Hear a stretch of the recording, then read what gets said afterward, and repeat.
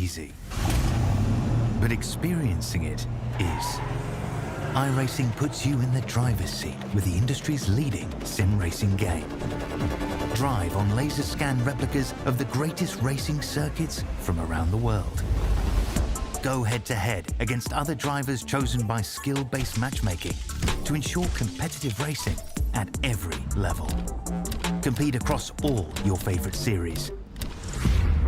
In officially licensed cars, engineered to deliver the most accurate driving experience possible.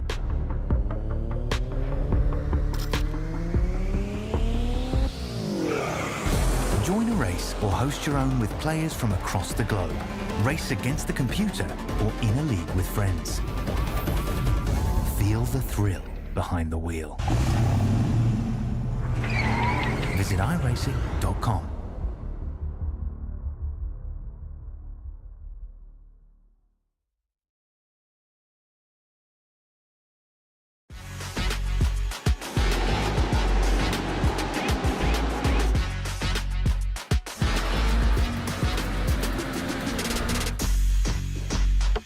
For the upcoming right-hander, brake 30 meters later and ease off the pressure.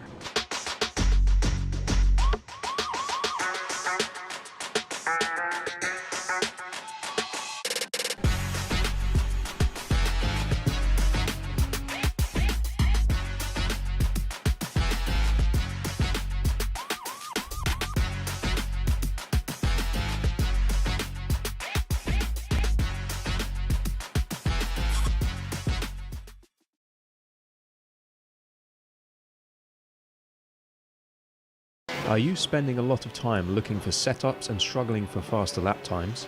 Are you tired of searching online for answers?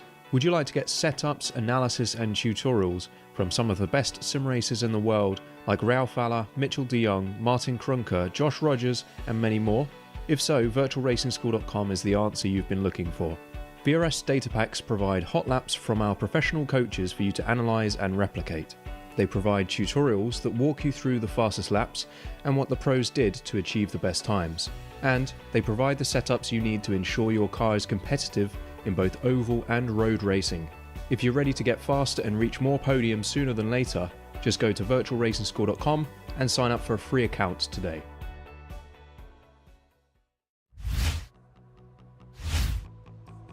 Good evening everybody and welcome back once again to Evolution Sim Racing tonight ahead of the 8th round of the GT3 Season 8 Championship here at the picturesque Sebring International Raceway for this 1 hour event beneath the lovely Floridian sunset tonight.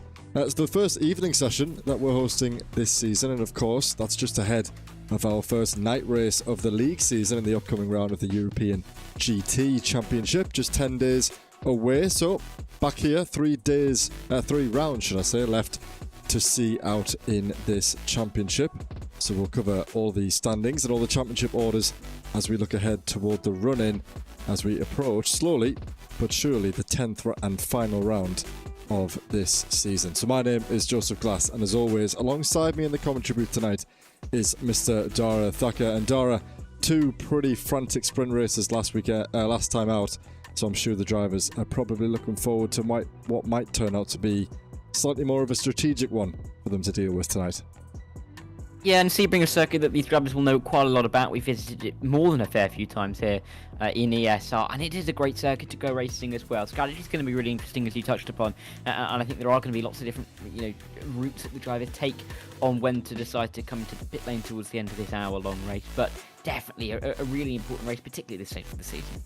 Yeah, exactly that. And the drivers might be thinking back to just a few weeks ago, that race around Road Atlanta, of course, the last 1 hour session that we had. And that race was determined by, a lot of fuel saving, some blue flags getting in the way now and again, and then quite a bit of intensity still toward the end of the race as well, which is, of course, what we like to see. So fingers crossed for more of the same, I think, here tonight.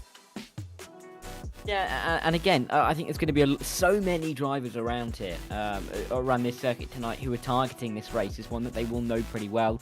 There's been a couple of seconds this season where drivers have said that they've, downloaded the game, or sorry, not downloaded again, got the track, I should say, just before the race, in terms of just getting a couple of laps of practice done. This is a circuit that pretty much everybody should have, and will have turned around many a lap in, and so should kind of know how their own machinery is going to fare tonight, which is going to add to the intrigue, I think. Yeah, absolutely right. ASR has arrived here several times in the past. Circuits over the last couple of weeks haven't been all that familiar in the ASR calendar, but this one is pretty much nearly there every season. Not quite, but close enough then. So we don't have too long. We've got about 10 minutes to go until we get underway with the usual lone qualifying session. Remember, 15 minutes and 4 laps for these drivers to set their best lap time that they can. To everyone who's joining us as you come in, it would be great if you could leave a like on the stream and get interacting in the chat. That would help us out quite a lot, so be sure to leave a like on the broadcast as we get underway. So then, a quick look at how things line up. First of all, looking at the sponsors for this championship season. So, as always, the Kame Group supplying all of the driver trophies that they are all competing to win. And we thank those guys every week, and that will continue for, forever, quite frankly.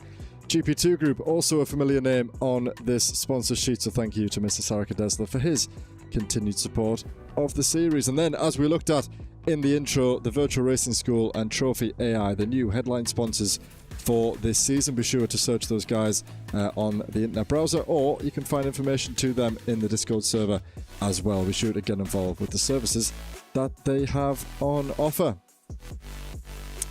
So the calendar then, as we said, it is not long to go before we get toward the end of the season. We've had 7 rounds so far this season. As we said, that Le Mans full wet session last week, one of the most stressful sessions of the season, I think it's safe to say. Sebring tonight, and then we arrive at Imola in mixed conditions once again, and then the finale arrives at Monza for the first time in ESR history, so that will be a very good session to look out for. The last 1 hour session, of course, of the season for these guys tonight, ahead of the two times 2 30-minute sprint races, something that we haven't had pretty much all season. If you want to include pre-season, that was the last time we had 2 of those formats 1 week after the next, so it'll be good to see how that changes things up as we head toward the final couple of stages.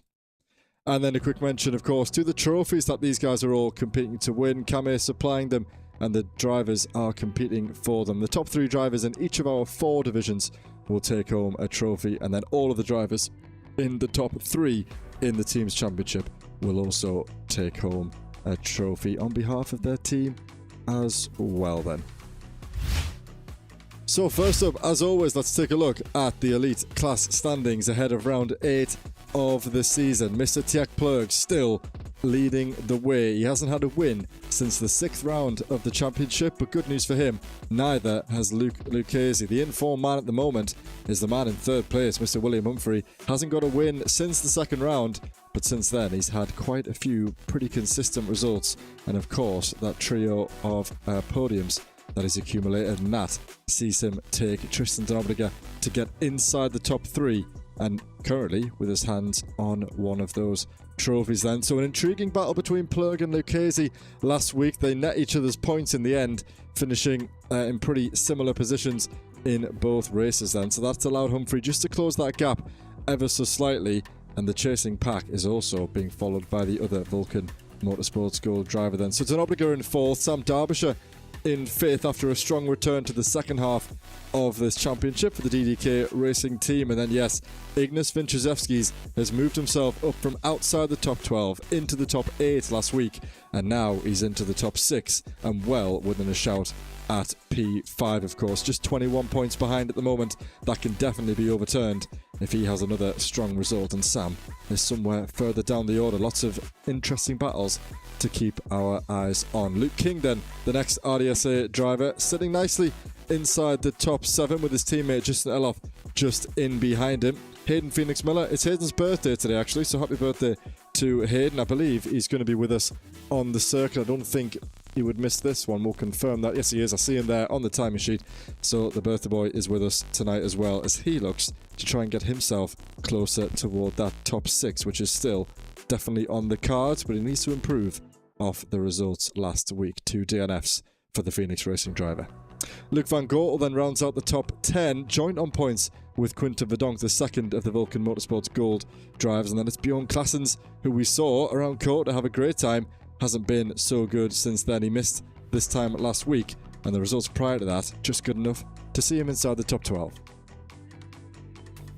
Having a look over at the GT3 Pro standings now, and it's going to be a similar story to what we talked about last week, really, with Kalle Öskinen leading the way for that the Pink Dot team.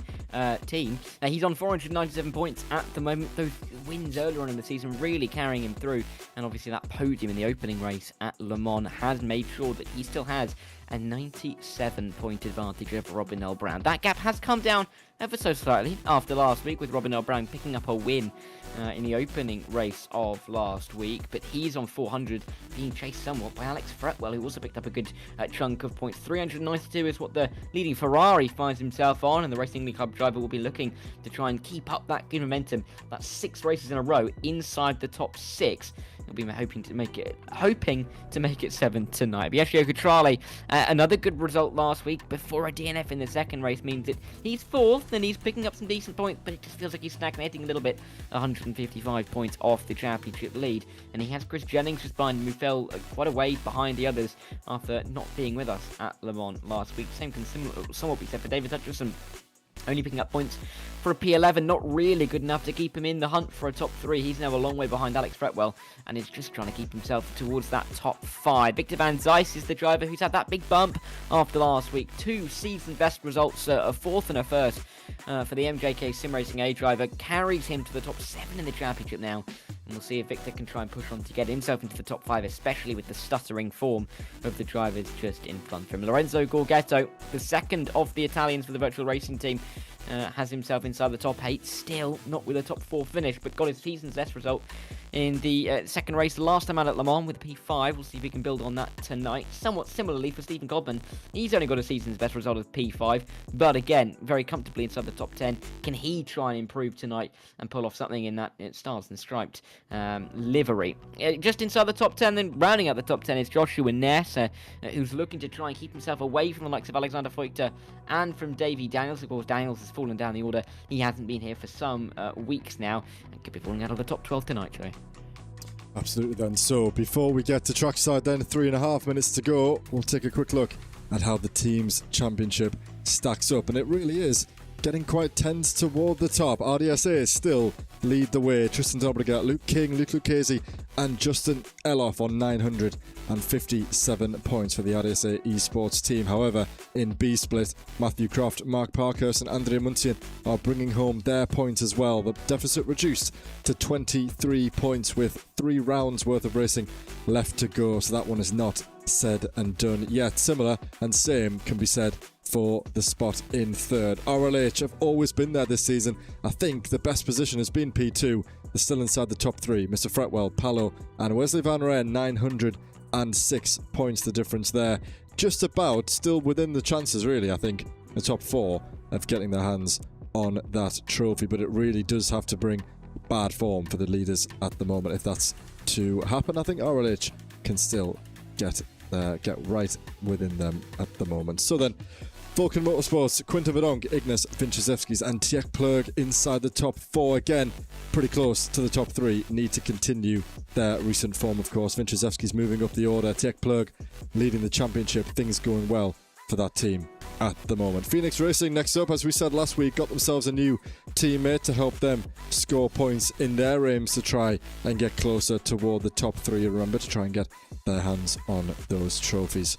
The first of the GP2 teams, it's Camé up first. Scott Kostrick, John Ludbrook, James Bostock and Gareth Newton are just about within 800 points. Again, so close to that top 5. It's the Vulcan Fasteners next. William Humphrey doing well inside the top 3 in the elite standings, and then Nick Stubb and Dale Williams down there in B split, making their presence known as well. The second of the Vulcan team sits in P8 ahead of the second GP2 Suma team of Cowlishaw, Noel Brown, Aston and Fox. Then rounding out the top 10 It is the Moonshiners Racing Club. Simcast staying just about where they are. A lot of these drivers and teams haven't moved an awful lot outside the top 10 as of late. Simcast in 11th, the VRT Virtual Racing Team in 12th, the DDK, I think the lead DDK Racing Team in 13th, ahead of one of many of our Axis Sim Sports teams down there in 14th.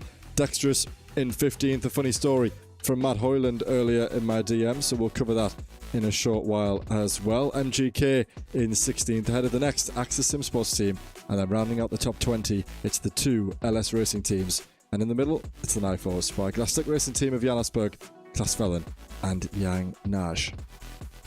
So then, we've more or less timed that well as always, as we have a nice... Oh, he's just disappeared. There was a nice Ferrari sitting there on the exit of the final corner. But with just 25 seconds to go, Dara, drivers preparing themselves for qualifying, of course. 4 laps, less intense than what they had to deal with last week, but all the same, a very, very challenging session ahead for all of these drivers. Yeah, and it's not really a session, I think, that's going to weigh too heavily on the minds of these drivers. Yes, of course, qualifying is always important. However, this is Sebring. This is an hour-long race. You know, there will be overtaking opportunities. This is a race where you can come back from a difficult qualifying. So the pressure isn't exactly on as much here as we would see at other circuits, particularly at Le Mans last week, as we've been detailing. But, yeah, I think for confidence, this is going to be an interesting session. And just to see if drivers are able to... really show what they can do early on and give themselves that kind of benefit of seeing where they are compared to the rest of their fellow competitors, because that is going to be the key going into a race like this. Is I mean, you kind of know what your pace is going to be. Seeing what others are doing is really what's going to be the defining factor for your evening. Yeah, and to be honest, I can't remember a time when we've arrived at this point in the season, and it's been... I feel like there's been a lot of drivers who have been a little bit out of the fray a little bit, and now they've come back into it. For example, we spoke to the championship leader last week, and he didn't really feel like he would have predicted to be in this position at the start of the championship, so he'll feel the pressure. Lucchese, of course, someone who's been there and won it all, he will feel the pressure not to slip away from that opportunity and to keep Jake Plug honest over the next 3 weeks. William Humphrey, again, he's won championships in the past, but I don't think he really thought that he would be inside the top 3 with the likes of the RDSA drivers and obviously the Vulcan Motorsports drivers who've shown up this season as well. So a lot of pressure for some of these guys to prove themselves continually so late into the season. Yeah, and I think the fact that we have such a competitive championship as well means that they do feel like they have to, keep setting that bar, keep raising the bar as we go out into the final few rounds of the championship, because they're never really able to feel safe and almost calm in the positions that they're in the championship, because they've always got that pressure behind them and always have to have that pace as high as it can be to kind of put off your fellow drivers. I mean, the front of the field in the championship, the likes of Lucchese, the likes of Plug, pushing each other week after week to try and get those headline results. And that's what you need to be getting every single week to winning a championship like this, because there is no room for error, as we've seen so far. Yeah, and it keeps us entertained as well. The last few weeks have absolutely flown by, as they always do, but particularly had some very good sessions in both championships, of course. Let's not forget about the guys in the pro class. Slightly less tense at the top, but I must say that battle around the top 3 toward the top 6 is still much on the cards as well. And you can see by looking at the form track, no one has had a clean run. Obviously, Mr. Leskinen has had some very strong results, but he's also dropped outside the top 5 on occasion.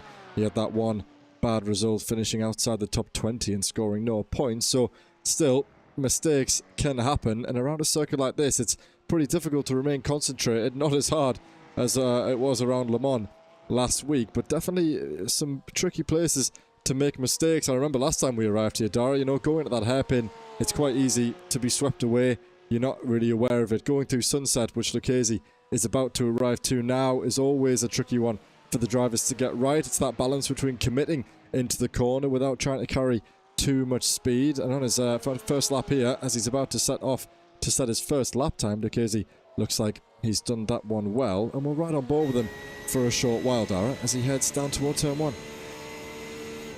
And let's see where he places the car. Such a wide entry through here that drivers can really pick almost any different line that they want to take, particularly in the race. We will see 2, maybe even 3 wide into that corner if drivers are feeling brave. Up towards turn 2. This is where the curves are the highest on the circuit. You've got to be so careful as you run over them, if you even dare to run over them. You can see Luke just staying well away from them, not wanting to touch them with a barge pole, and then it's out onto this little back straight. for the really important hairpin at turn number 6. That's going to be a place where we're going to see a lot of overtaking maneuvers happen over the course of the race, particularly on lap 1. And you can see why here. Such a tight hairpin to the right. And it's a great chance to get down the inside and have a run out of this corner. Of course, the track then naturally flows to the right a little bit as well. So getting the inside line can give you a great boost as you work up towards Cunningham Corner, this left-hander. We've seen many a late move here. This is a place where you can spring and overtake. And Luke Lucchese just trying to keep the line tight in the qualifying session, because you've got to make sure you have the right line in towards Tower Turn. Can't drift too far wide at any part of this circuit, because the next corner will always come back to bite you if you're offline. Tower Turn is negotiated well here by Lucchese, and now he's only got a few more corners to really think about. Bishop Bend being the first. Really, it's a flat-out left-hander. It's about getting the line right down in towards the Scandinavian Bend to the right. And again, we're not going to see many overtakes down here over the course of the race. This final sector isn't particularly useful for side-by-side action until we get to the final corner. That's still a long curve onto the Ullman Straight. And now Luke Lucchese, all he's got to do is worry about one final braking zone, one turning point, but it's one heck of a turning point. So many different lines. If you thought turn 1 was wide in terms of the variation of lines, this is Sunset Bend. It can go absolutely anywhere from here. You can go for an early apex, a late apex, no apex at all, just to keep up the minimum speed, and you just run it through the corner. So wide as well. Just make sure you don't keep it, well, you do keep it, out of the wall on the outside line. That's a lap with Luke Lucchese. It's his first lap time that'll go onto the board, and it's good enough for P6 only. About 300ths away from Luke Van Gortel. Yeah, so then 5 Porsches in the middle there, 3rd down to 7th, rounded out by Quinton Verdonk. But at the moment in time, it's Ignas Vinciszewski's who leads this provisional pole position. A 158.534, and Luke Lucchese pulls over to the side of the road. I'm sure he will get going again. Down in the Pro class then, it's Victor Van Zeist. He sets off on his second lap in toward the turn 7 hairpin. He goes now, a 159.5, so a second away from the leader of the field. Pretty good lap time at the moment for the guys in the Pro class. Fretwell and Cohen very close together, just 9/1000 separating those drivers as it stands. And as the track and the cars come up to temperature, the lap times will improve, of course. Lucchese will probably be a little bit disappointed with that one. William Humphrey, again, 4/10 away from the front of the order. Still lots of time to change, but initially it's the number 23, Ignas Vinciszewski, one of those key drivers that we called out earlier on as someone who struggled in the early part of the season. But has he just found his form over the last couple of weeks, and is he going to start really making it difficult for some of these guys at the front of the order, taking away some of their crucial points? Yeah, and this is really, I think, the interesting phase for some of these drivers in terms of those points standings, because this is really where you can start looking around and working out who your rivals are going to be throughout the rest of the season, where you're going to be focusing your efforts as we get into the final couple of races, so they can really start pinpointing which battles they do want to take on, which they kind of want to leave to the side, don't really want to fight too hard. But drivers can start making those decisions. Only a few rounds to go. It means that, you know, for the likes of Luke Lucchese, is he really going to fight a faster driver behind who may not be relevant in the championship, namely Quinton Verdonk at the moment for the top positions, albeit he's not too far off and has shown some great pace in the last couple of weeks. It's that interesting dilemma that they have to decide which way to go with. A couple more lap times coming in. Luke Van Gortel may improve from P5. No, he will stay where he is.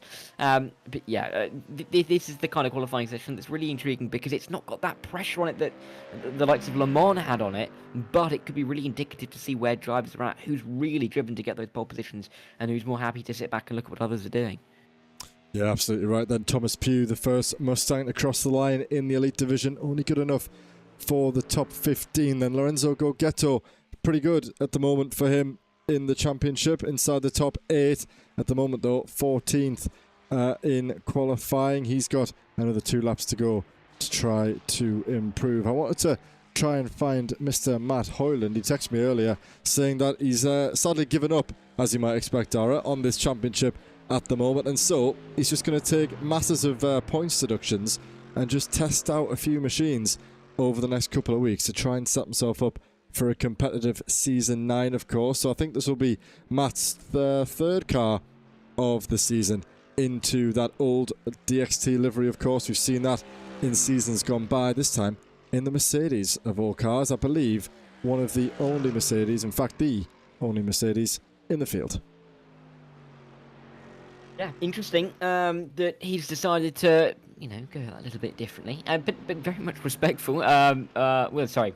What I was going to say, saying respect for doing it, because it's nice to see that he's giving other cars a go, and it could put him into a good place going towards next season and where he wants to go in terms of his car choice. Yeah, the Mercedes isn't something that we've seen too much of over the course of the season, but hey, if he's going for it now, we may see him in it at a later point, but if we don't see him in it next week, that could be telling. William Humphries has gone P2, by the way, in that elite class. He's only a 10th off of Vinchezevsky's, who has been so consistent in terms of good qualifying results. Kyle Leskinen as well. Where's he going to jump to? He's going to go faster. He's got half a second between himself and the rest of his field. Absolutely incredible. It's a lap time that's good enough to put him P7 overall. I'll make that PA overall, I do believe. Yeah, Tech Plug crosses the line, of course. The championship leader went from the midfield up into the top 5. He's got one more lap to set before the end of the session. And we saw, I think it was Victor van Zeist or Luc van Gortel perhaps, one of the MGK sim racing drivers, had a little bit of a snap coming out of the final corner through Sunset Bend, decided best to pull off into the pit lane. I think that will be his qualifying session over. May also be William Humphries' qualifying session over. The Vulcan Fastness Glass Tech driver in the pit lane, a 10th and a half away from pole position. Not going to be easy with Sam Derbyshire. In fact, Sam Derbyshire also into the pit lane as we speak, but Justin Eloff and Tjek Plug don't count out Lucchese or Derbyshire as well as they look to improve. But here comes the championship leader making his way through the middle part of the circuit now. And as we said before, Dara, a little bit of pressure, I think, with the eyes on, leading the championship. You can't afford too many mistakes. And for some people, when you make one, it's really hard to recover. So let's see how high up the qualifying order Mr. Plug can get himself. For him, as long as he can start ahead of Lucchese, I think that sends enough of a message that he's not going to wobble in the remaining few weeks. Yeah, because he's got the target on his back now, doesn't he, really, for the last few weeks of this championship. And he will know that. He will know that drivers are looking at him and chasing him particularly more than others around him. And that could play into the hands of a couple of his closest championship rivals, because they're not being paid as close attention to in the same way that Plug will over the next couple of races. But they've got to deliver on the results to have that advantage. So many improvements coming in, though. Denobrega's gone P5. Verdonk had gone into the top 7 as well. So Denobrega going there shows that we clearly aren't seeing the RDSA pace that we saw from them at the start of the season. Luke Casey down in P9 as well. Even Plug down in P6 means that none of the top 4 are necessarily right in that championship fray. Although having said that, Plug's now just gone into the top 4 on an improved run. And of course, it is still a relatively close championship, isn't it, over in the elite class. So definitely, I think there's going to be a lot of competition behind Plug, and particularly for Will Humphrey. I think that he's the driver we've got to watch out for, because P3 in the championship, people aren't necessarily going to be pointing fingers at him and saying that he needs to be the one that is watched. But he's P2 at the moment in qualifying. He is, as it would stand, closing points on Plug and Lucchese, and he's kind of been doing that all season. Poor couple of races, and rounds 3, rounds 4, but 4 podiums in 5. He is the one that people are sleeping on, I think. Yeah, you might be right. And William has some sort of a special affiliation with the circuit. I know he likes to race here. I know he likes to do endurance rounds here. He was always keen for whether it was a 6, a 12, a 24-hour. I think William would lap this place endlessly. So it bodes well for him if he can stay in this position. Of course, there's only 3 men that can change that for him, and all of them are for the RDSA team. There comes one of them, Luke Lucchese, across the line. Good enough to get himself inside the top 5 at the expense of his teammate Justin Eloff. Demotes Tristan Derbyshire down 1 position as well. But here he comes, Justin Eloff, around the final corner. The 192 bounces off the wall there. That might be a 1x contact, and therefore his lap time might be invalid. We'll soon see as the timing tower updates. I think that might have been, yeah. I mean, maybe he didn't improve, but obviously a whack against the wall like that will often invalidate your lap time, unless he's lucky to get away with just a scrape. Derbyshire cannot improve then. So that, I believe, is everybody in the elite class back into the pit lane. So their class is set. Kalle Leskinen still trying to improve. He's improved in the sixth sector. I've got no idea why they feel the need to have 7 sectors around this place. Lawrence Sedapa and Clyde Veyer, the only 2 drivers left out on the circuit. Currently, Lawrence Sedapa pulls into the pit lane, and here's the Rage Against the Game Esports Acura making his way now out of Le Mans and down towards Sunset Bend. Yep, and this will be one of the final lap times to complete over the course of this session. Clyde Fair's been on a little bit of form in the last couple of races. Can he keep that up, or will it come to a bit of a juddering halt in this qualifying session, because he's right towards the back of his own field and doesn't necessarily look like he's improving too much on this lap. We'll see, though, as he rounds the final corner, if he can do anything. His lap time is a 2 minute, just about around a 2 minute .1, and that's a 2 minute 1.0, so he's just slower than his previous best, but it means he's going to stay P15, and that, I think, might just be that. Well, Joe. Will? Yeah. Goodness me, I'm getting my Glass Tech teammates confused. Well, there we have it. So, qualifying looks all said and done then, and it's very competitive inside the elite class. Top 9 within half a second, top 10 within 6/10. And bearing in mind, when you compare that to the pro class, Kalle Leskinen is nearly half a second clear of the entire class. However, from second down and just outside the top, let's say top 9, it's awfully competitive in there as well. Race pace will be critical, but at the moment then it's advantage Vincezewski's and a bigger advantage to Kalle Leskinen, championship leader, to try and get a good start ahead of this one. Of course, slightly easier for Vincezewski's because he's got no cars in front of him.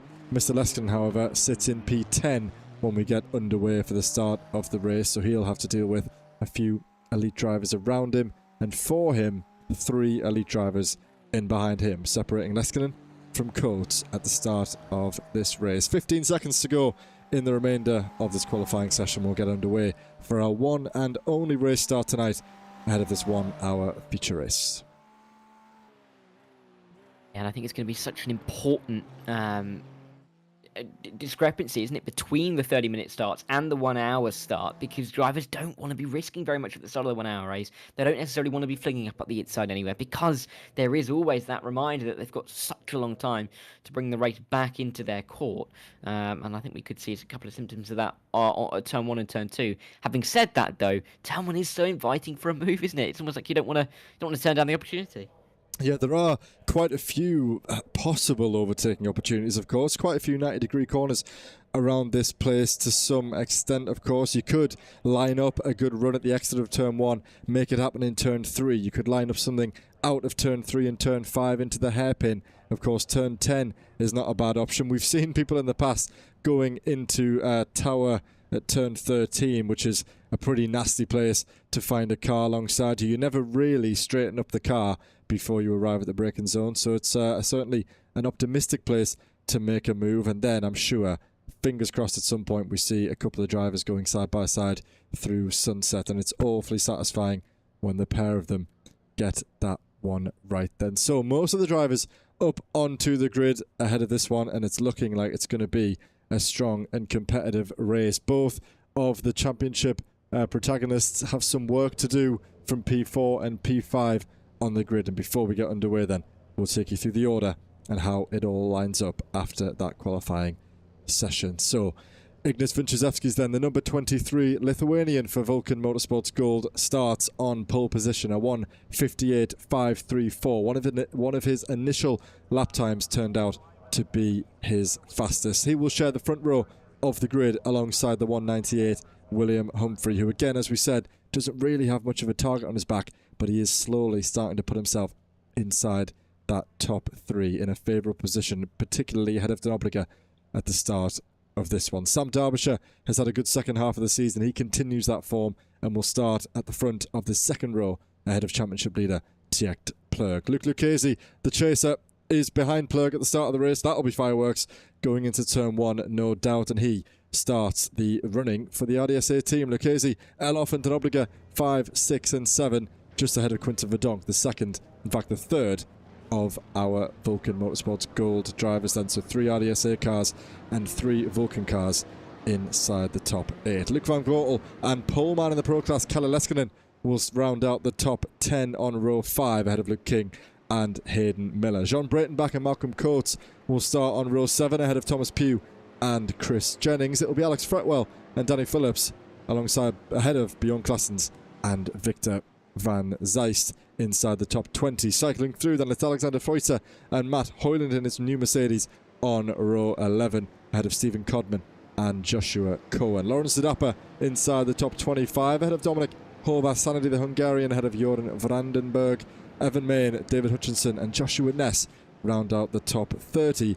And then it's the Italian driver, Virtual Racing Team, Biagio Cutrale, ahead of Clyde Veyer, ahead of Lorenzo Gogetto and Yun Gonzalez. Jakob Klaffek and Marcel Breitenbach rounding out a 36-car field, all of which, Dara, have set a valid lap time, which is not something that we see too often. No, I think it's actually quite rare that we see everybody getting a lap time in. There's often somebody, at least somebody, being able to get a clean lap in or hasn't taken in qualifying. But good to see that everybody is kind of where they should be. No one is having to career their way through from the back. And it should set up for us quite an exciting race at Prospect. Again, though, I think it's going to be key to see how some of the championship protagonists are able to get away from the line, the likes of Plug, the likes of Lucchese, because of course with Lucchese comes Tristan de Nobrega as well, so there is that kind of teamwork aspect that we could see coming into this race. However, we haven't necessarily seen them play ball so far this season, have we? At any racetrack, even when it seemed favourable to keep it line of stern, not fight too much, there hasn't seemed to be too much of that from the RDSA duo. We'll have to see if that changes at the start here tonight. But for Plug, I mean, he's got them just behind. I think would he be happy just to stay in P4? Would he want that buffer behind? I think how he plays this will be really interesting.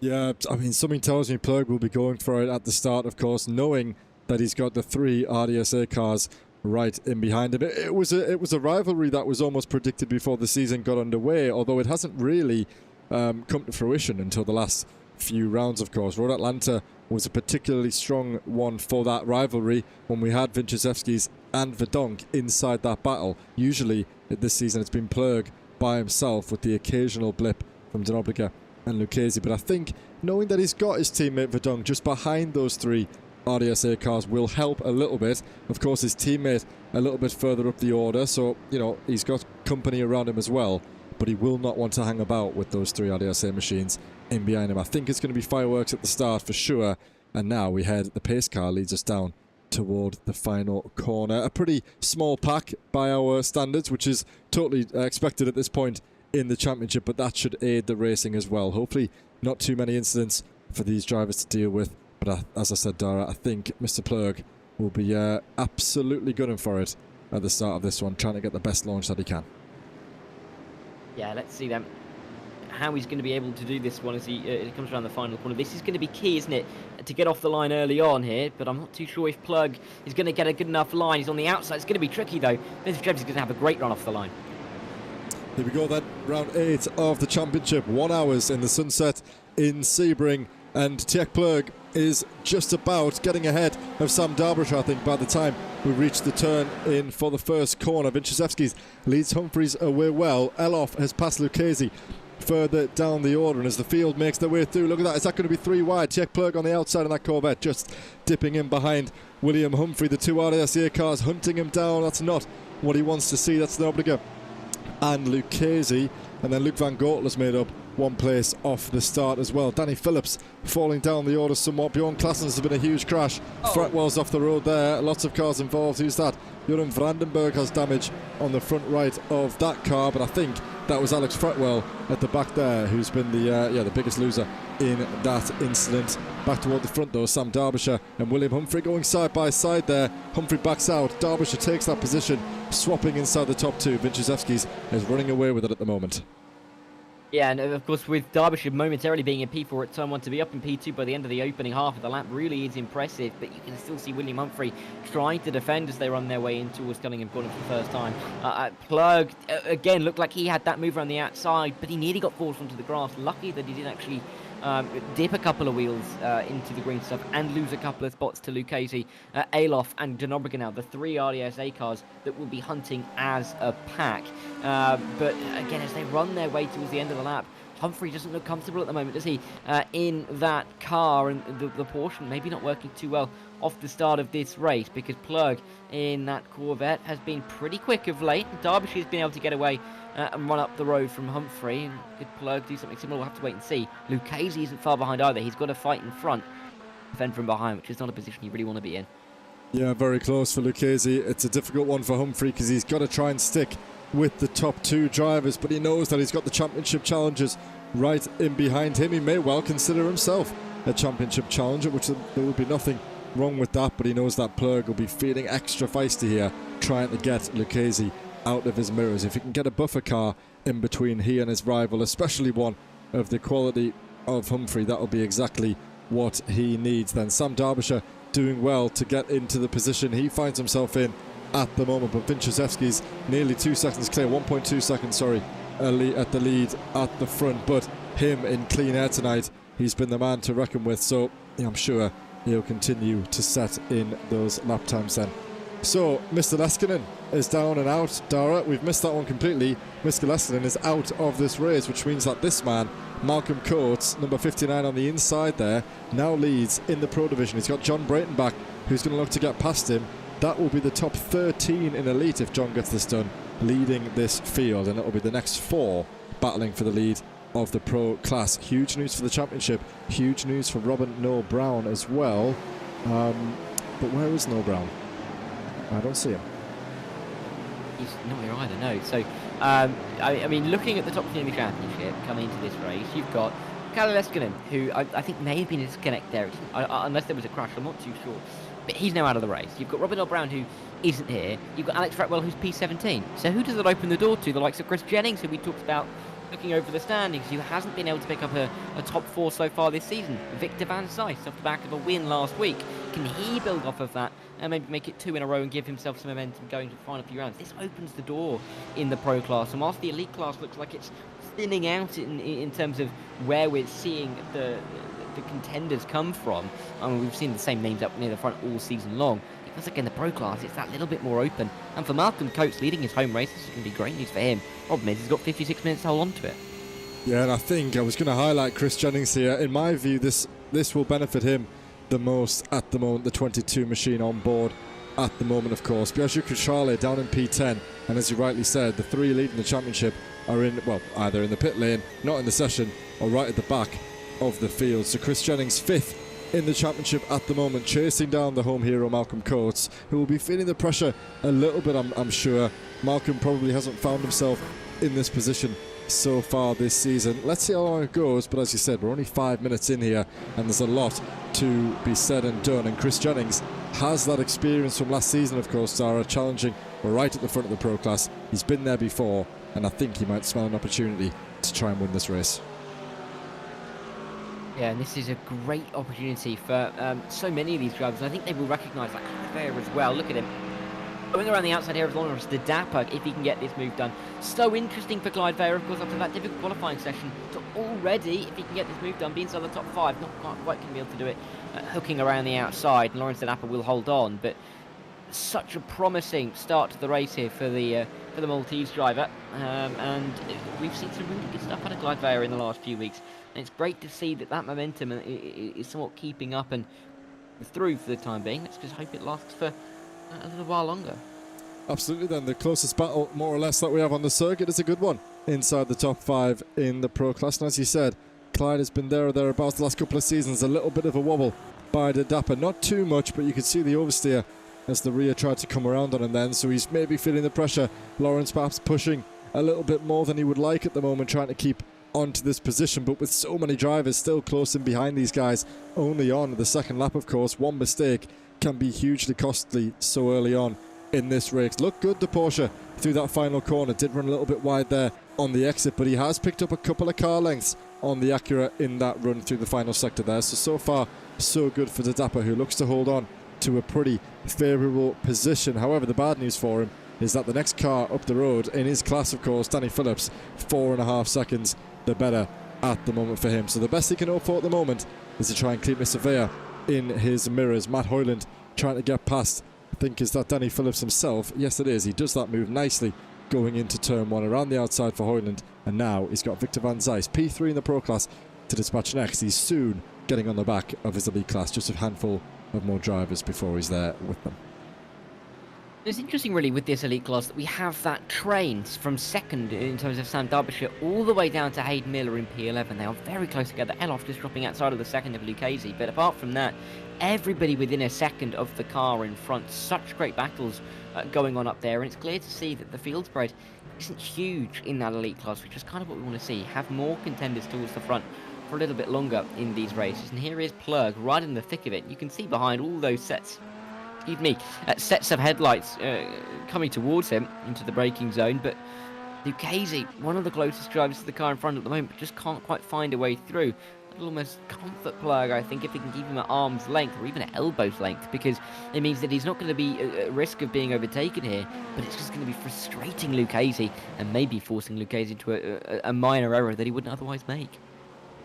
So let's go back and take a look at what happened at the race start. We're keeping our eyes on that red Ferrari. Bjorn Claessens goes over the curb quite abruptly, takes Fretwell with him, and then the re-collision there. Oh, and sadly for that Mustang, caught in the middle of it. I think is that Evan Main in the BMW who does no stopping to get past that Mustang. So a pretty tricky issue there. I think really, sadly for him, it did... Oh, sorry, I clicked on the wrong thing there. It did start with Mr. Claessens himself, and he ended up sort of the worst off from that one. Took way too much of that curb. The resulting damage then pursued, and wasn't too bad. Just 3 or 4 drivers involved. A lot of drivers doing well to get around and out of that, but not good for the driver who's been right toward the front of his class recently. And of course, Mr. Fretwell trying to mount that challenge drops him right down the order. You can see now P17 for Fretwell. And I don't see Bjorn Claessens. There he is, P18 in his class, both of them right at the back. Willem Humphrey still under pressure here from Tjek Plurg, but Luke Lucchese staying with them as we are on to lap number 4. First 10 minutes nearly said and done. Yeah, I feel like this is going to be a race in which time just disappears from us, quite frankly. I can't really see too many drivers making too many big moves in the opening, even half an hour here, as we get towards that pit stop window, because when you make your pit stop so crucial, as Joshua Nesbitt's down the other actually, when you make your pit stop is so crucial in this series, and we've seen it time and time again so far this season, the later you can go, the longer you can run that opening stint, the less time you spend in pit lane, and exponentially your advantage is going to grow. You know, you could save maybe 2, maybe even 3 seconds in the box by stopping 1 lap later than everybody else. If you're at the back of this train, if you're Luke Lucchese, that jumps you up to 2nd if you can do that. If you're able to run in this train as close as you can. So it's so critical to have that fuel saving aspect come into play for these drivers, particularly in an hour-long race. And I think we are going to see a lot of the drivers focus on that for the opening large portion of the race. I can't see Humphrey wanting to overtake Sam Derbyshire here. He's saving fuel in the slipstream. So we may see a couple of moves towards the backs of these trains, but you know, like Justin Alof may feel a little bit safer, but especially with a teammate behind. And Derbyshire may feel a little bit safer knowing that they're in a bad position to be at the front of the trains. That may sound counterproductive. They've got the track position, but we've seen it. It can very much switch around. Manage that fuel tank very well. Exactly. I don't think quite the same jeopardy as we saw in Road Atlanta, of course, when Mr. Handover did such a good job for the race lead in behind Lucchese. No one really sitting too close, apart from Mr. Van Gortel at the moment, but it wouldn't...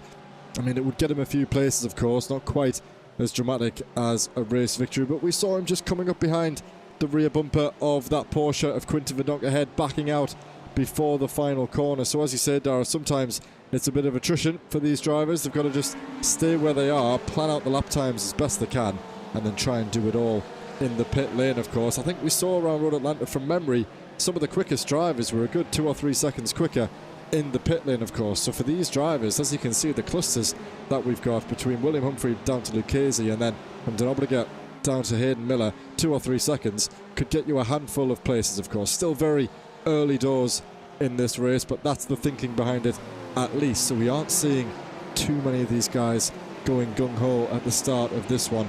We'll soon see how that turns out as we approach probably the final 20, maybe 25 minutes of this session. When the pit starts to come out, we'll get a better picture of the real order. This is the next interesting battle going on just inside the top 10 of the Pro Division. Up the inside goes the Axis McLaren, and that is contact between himself, David Hutchison, and Clyde Veyer. Clyde does well to keep that in a straight line as Jordan Vandenberg looks to go around the outside, gets that move done, and that's 3 positions lost for Clyde Veyer there from that move on the McLaren. From that angle, I couldn't really tell who had the corner or if there was much room left by the McLaren as he came through, but good news for Clyde. He's still inside the top 10, and he managed to keep that one in a straight line.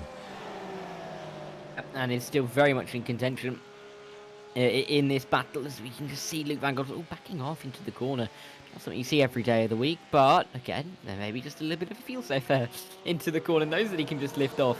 Won't necessarily have to go for the move into Sunset Bend, where it is tricky to get it done. But he's not a threat from behind, and he hasn't really lost a great deal either. He's only a couple of tenths behind his rival coming to the opening corner. They're the margins that we're talking about here, and yeah, just those little ploys can be so useful as we run through this race, especially when we've got trains like this. I mean, what first to 11th is, I'm not sure what the overall gap is, but I'm guessing it's something like, 7 or 8 seconds. It could be a little bit more than that with the gap between Elof. Well, there we go. Thanks. Look at right. All I'm saying, Joe, is that was a guess. And it's 7.8, and I said 728. I don't think I'm going to top that tonight. No, that's pretty good. Pretty good guess at the moment. But you're right. I was just about to say, it's so nice to have, like, not just a runaway in this championship. Not only are the two championship challengers not even on the podium as it stands, but when you have the likes of Sam Derbyshire and Vinciszewski's who've clearly had the pace but didn't have the best first half of the season, that's allowed the other drivers to accumulate a few more points. But now they're coming back, stealing those race positions, stealing those points away from these leaders who will be feeling like, where's the form gone? Of course, Lucchese hasn't had a podium since the 5th round. I think that's probably one of his driest spells in his ESR campaign.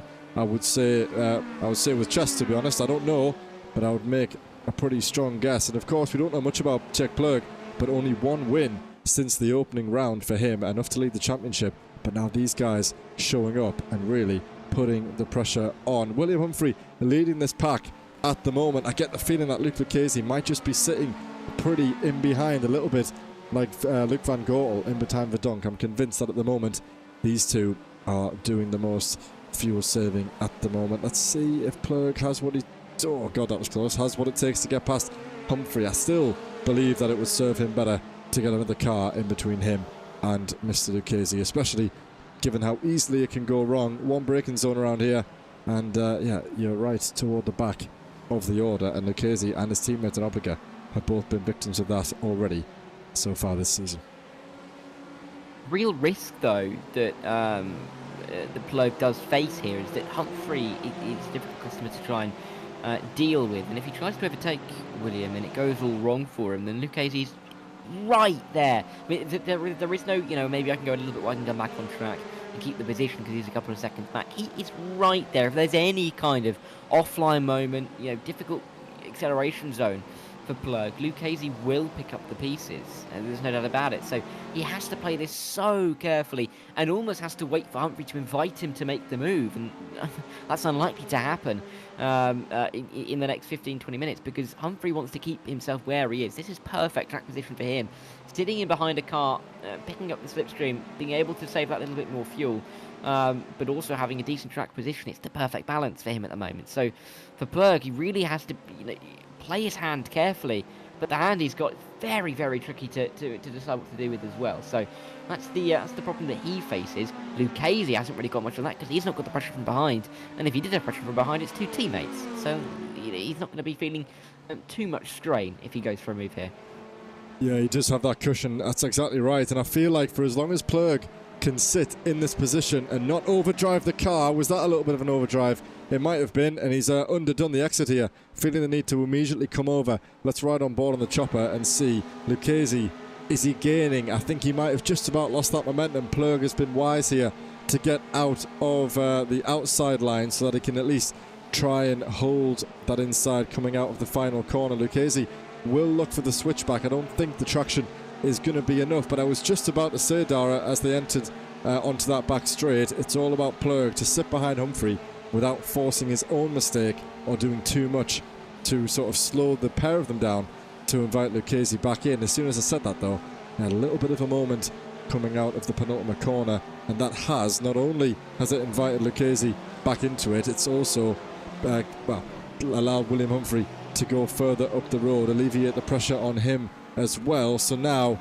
Czech Plug really is on his own. You can see, as you said, Dara, those other RDSA cars are there. If Lucchese happened to make a mistake, then the next thing that he's got to deal with is two more of his teammates. So pressure on for Plug at the moment. So far, so good for the championship leader.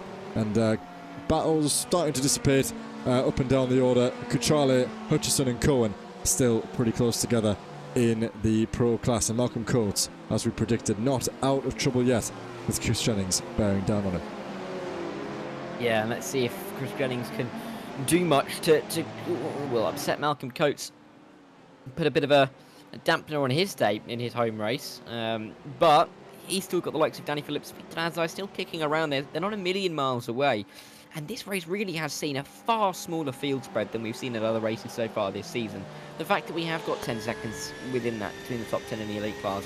The fact that we don't have those big gaps at the front of the pro class, maybe by virtue of the fact that Leskinen is, you know, a lap down, if not a little bit more, compared to everybody else. And you've got the likes of Alex Fretwell, who's also right towards the back of the field. You know, regardless of that, we are still seeing some really quite intense battling across the field, which we've seen too much of. And maybe that's a characteristic of the circuit. This track does lend itself to overtaking. You don't lose too much time sitting behind the car just in front of you, but it does mean that we are going to be set up for quite a lot of intrigue, particularly by the time we get to this pit stop cycle.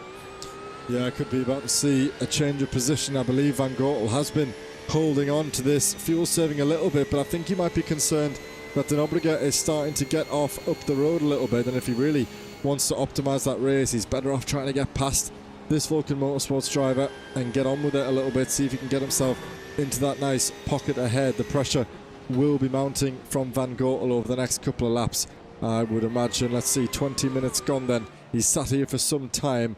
Well, you never know, Verdonk could also be just conserving a little bit of pace, but we have already seen the MJK sim racing car backing out of some corners, pulling off the throttle a little bit early, so he has been trying to conserve somewhat. I think now is the time to try and get past him before the likes of Elof and Denobriga get too far up the road to really make that kind of quick pit stop strategy count more effectively than what he can achieve right now. It looked good at the start of the race, but as the race goes on, the gaps begin to come up.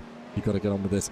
Eventually approaching turn 10 now. Tricky corner for them, and I'm sure we're not going to see a move going into 12 and 13 at Tower. I think that was where the McLaren went up the inside a little bit earlier on. Thinking about it, defending does Quentin Verdonk. It's going to be fireworks very shortly between these two Porsche drivers, no doubt about that.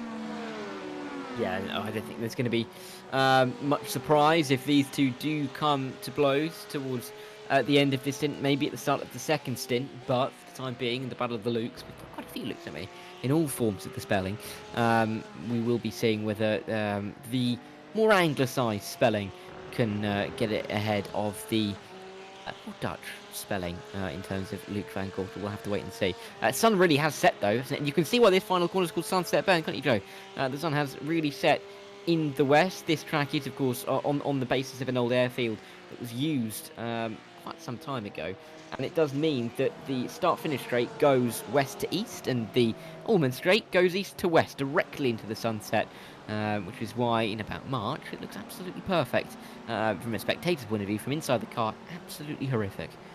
Yeah, I was going to say that. It's not the best when you can see the sun in this simulator, but right now is... Oh, who's that off in the background? Is that Hayden Miller? Yes, it is. He's just gone a little bit too deep into turn 1, but it looks like he's sped his way through that and got on with it nicely. No damage on any part of that Acura. Looking pretty good in this sunset. But as I was saying to you before we went live, Dara, I think these kind of conditions are prime for the iRacing photographers amongst us to get in the session and get a hold of some lovely images. I might do a little bit of that myself if I get some free time, but I know that some of the guys regularly post some photos, and they'll be doing that tonight. And with that orange hue in the background, of course, there'll be some lovely opportunities to get some good pictures in the session tonight. And I might encourage us to do these kind of races a little bit more often, because it's something different. Track temperature's a little bit cooler, of course, which allows the cars to be a little bit more consistent.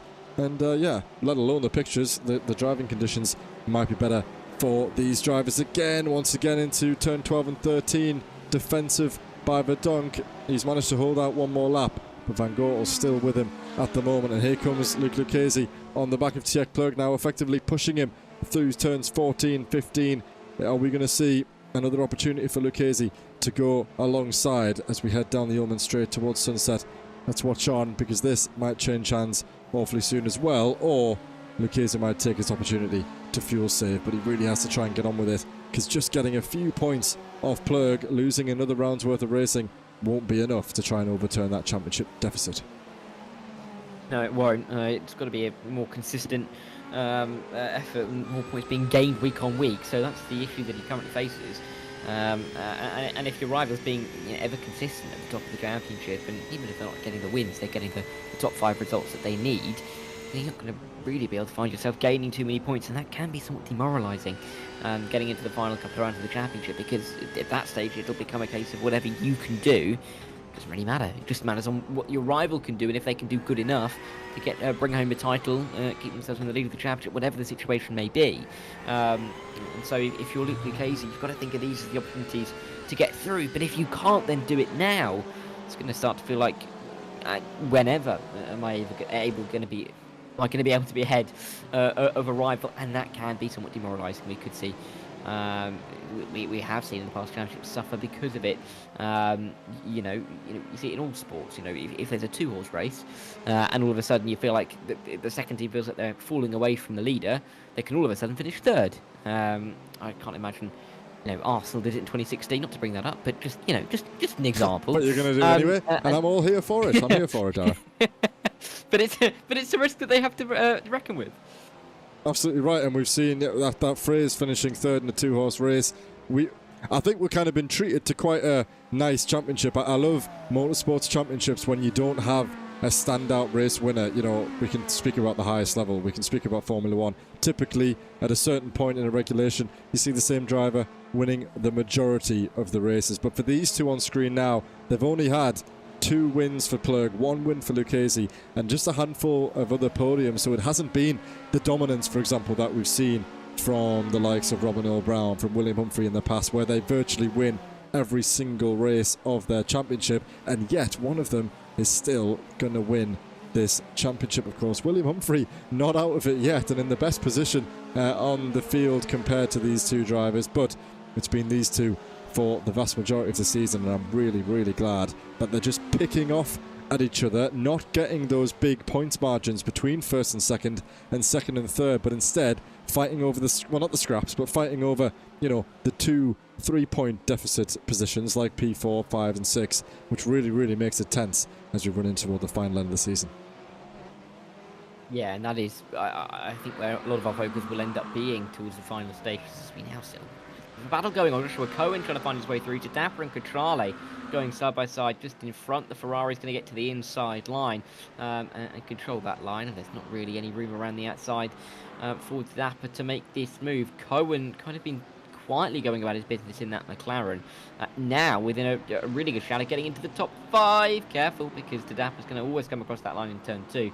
And they will run a line of stern once again. Everton's not a million miles away from this battle as well, but they've quite a big gap then back to Marcel Breitenbach. So this could become a 4-car battle if they start fighting in the near future. And you wouldn't be surprised to see Dapper go down the inside here at the hairpin at turn 6.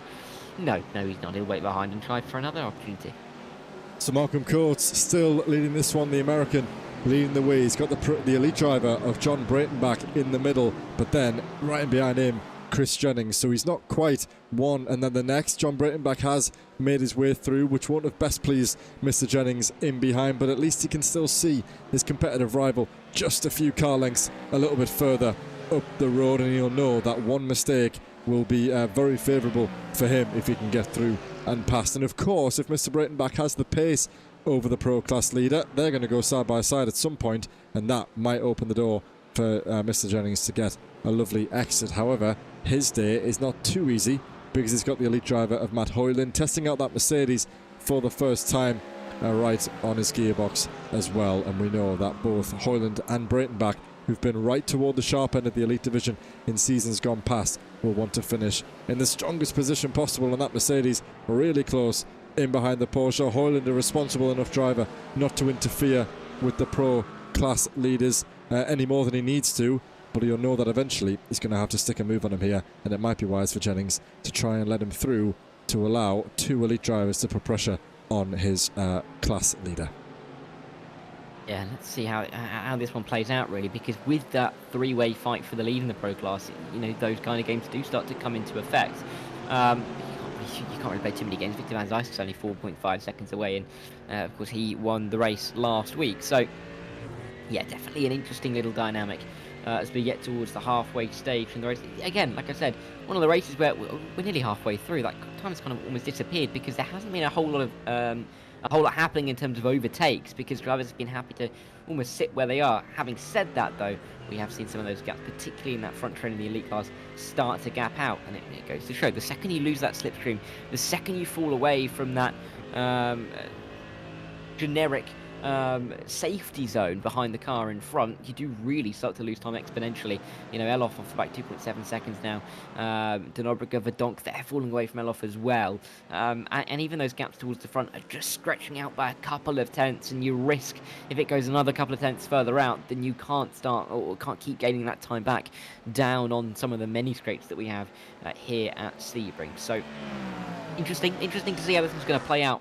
Malcolm Coates, though, the leader of this pro class, is doing a very good job just to play this one nicely and put himself between a couple of elite drivers, which means he can save fuel and be a little bit protected. We can see Luke Van Goortel, speaking of that, Dara, it looks like he's too saving fuel, about as close as you can get for the vast majority of that straight, still not wanting to take Quinten Verdonk. I think he's set in his strategy at the moment. Tjek Plug, 59.2, fastest lap of the class at the moment, and really best part of half a second quicker than the most of the guys inside the top 7 there. So great lap by Plug as he looks to put pressure on William Humphrey. He has closed that gap somewhat from that earlier mistake coming out of the penultimate corner, so that bodes well for him, trying to catch up with the podium sitters at the moment. But Vinciszewski's and Sam Derbyshire beginning to get themselves into a nice comfortable position. I wouldn't call it checking out by any stretch. One mistake over the grass can cost you a heap load of time, but at the moment those drivers sitting very comfortable. Surely this is the kind of opportunity that Mr. Van Goortel would like to take, but no, he sits in behind the 101 Porsche once again. And I've just lost the train of thought there, Dara. I was about to say something to lead me on nicely to the next point, and I haven't, so I'm just going to stay here with Luke Van Goortel at the moment. We are closing in on the pit window, of course. 30 minutes to go. I've remembered the point. It was going to be interesting to see how many of these drivers take tyres in that pit stop. I'm becoming a little bit more accustomed to not taking tyres, to be honest, but it is quite an abrasive, quite left-righty circuit, you know, not easy on the tyres, not as easy as what, for example, a dry Le Mans might be. So it'll be an interesting one, see if that delays anyone in their pit stops, or if everyone just goes for a quick fuel stop, gets straight back out on the circuit. And for anyone that does take tyres, let's see what kind of advantage that gives them in the second half of the race. Yeah, this isn't a circuit where I think tyres are going to be too pertinent to take. This isn't necessarily too high in terms of the load on the tyres. Having said that, though, at this corner, which we're coming to now, more with William Humphrey, probably the highest tyre load on the circuit at Sunset Bend. And you can just see there, actually, demonstrated by the two lines from Humphrey and Plug, the difference that you can take. Plug went for an earlier apex, and it looked like he was going for the inside line. But then Humphrey took a bit of a later apex and was able to get the run out of the corner towards turn number 1 and keep himself safe. So there is that clear difference in strategy in terms of which line these drivers think is best, and in different machinery as well. That could really come into play with William Humphrey in the Porsche and for Plug in that Corvette. It's clear to see that there is a slight difference, and it'd be interesting to know if that is just, you know, driver based, or whether there was a little bit of car influence on that as well, because some of these cars like to have a pointy front nose. Some of them like to be dragged a little bit more towards a later apex, and really the drivers have been able to, not necessarily tamper, but have been able to get used to these cars enough that they can already feel as they get to a circuit which lines are going to be beneficial to take, and they can be vastly different depending on what car you are in, but there may not be a big difference in terms of the time between the two of them, so there's always that to keep an eye on. But Plug does look like he's up in the pace a little bit at the moment, isn't it? Yeah, I think this is about the point in any of these kind of races where you really start to see the cars behaving as close as we can get to how it was during qualifying. Of course, tyres still doing okay at this point.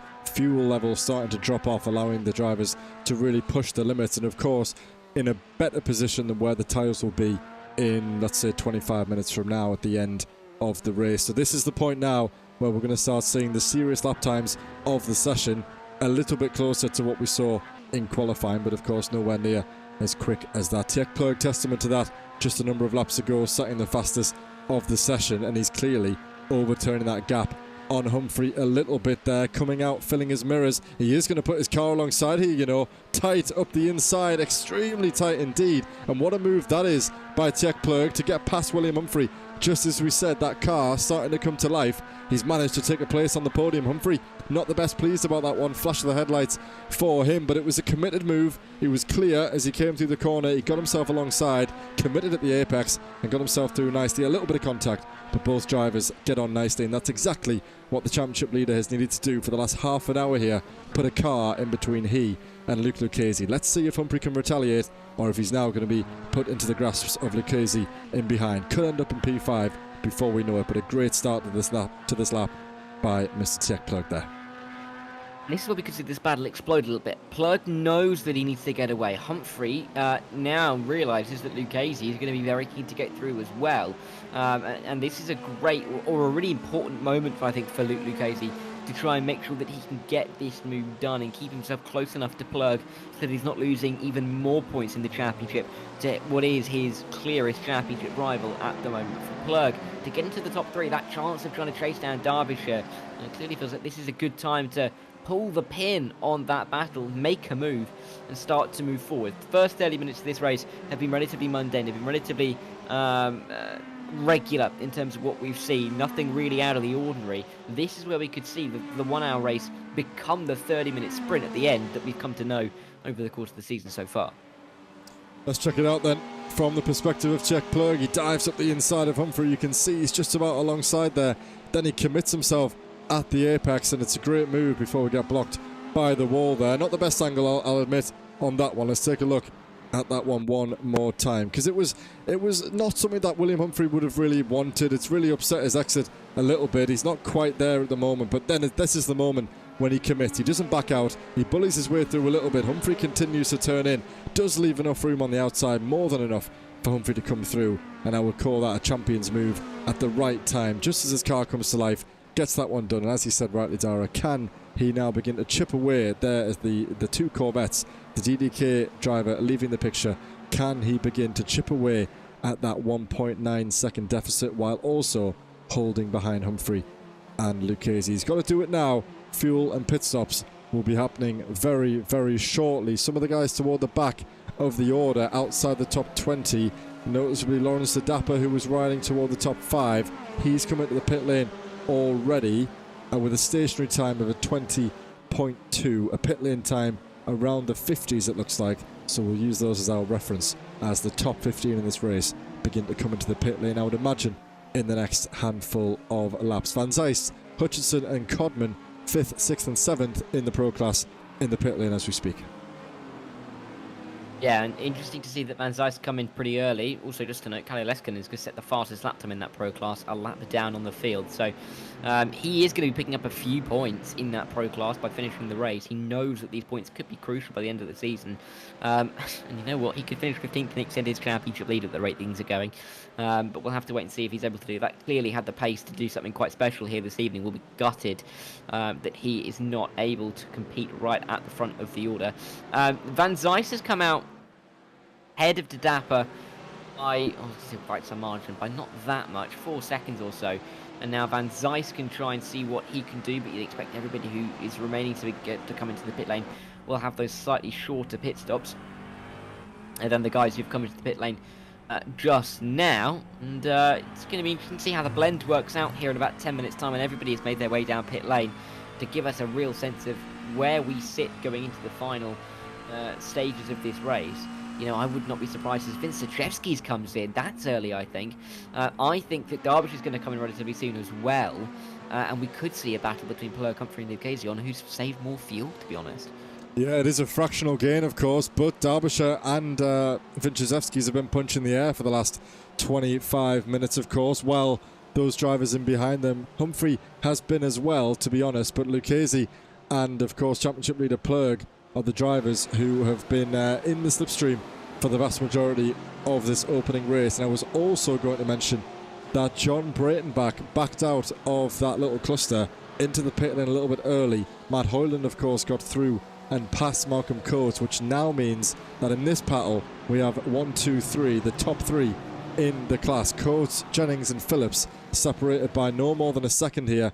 as we are on the 18th lap. 23 minutes left to go, and the top 3 in the Pro class are now sharing the same part of the circuit. No elite cars getting into their mix, and none of them have come into the pit lane yet. Ignis Vincezewski is the next car behind this pack on the circuit, 15 seconds down, and it looks as though Luke Lucchese is looking to go for a move on Humphrey there, up and over the curb while making contact. That's so easy to go wrong if you just carry a little bit too much speed, but they're okay at the moment. And as we said, Humphrey hasn't really been able to hang on to the back of Czech Plurg, who's moved already nearly 3 seconds up the road, entering the first the corner ahead as we speak. And Lucchese, all of a sudden, the next car putting pressure on the 198. It might be wise for Humphrey to get out of this one and get into the pit lane, see if he can do anything in that way to either try and ditch Lucchese or catch up to the back of the Corvette ahead. But we'll, of course, keep our eyes on Sam Derbyshire, who may stay out. Let's see, is he going to stay out? He comes around the final corner,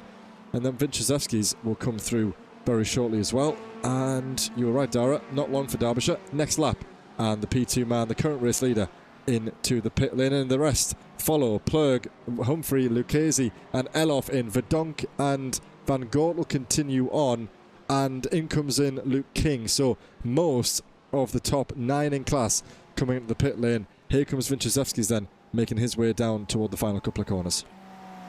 Yeah, this could be a bit of a race on pit lane then for quite a lot of these drivers. I'm really surprised that they all came in. Clearly no one could go an extra lap, because if if you were Luke Lucchese, you saw the 3 in front of you come in at the same time, you'd probably go around one more time, but the fuel number probably wouldn't have allowed it, so that's why he's come in. Who can make it off pit lane first?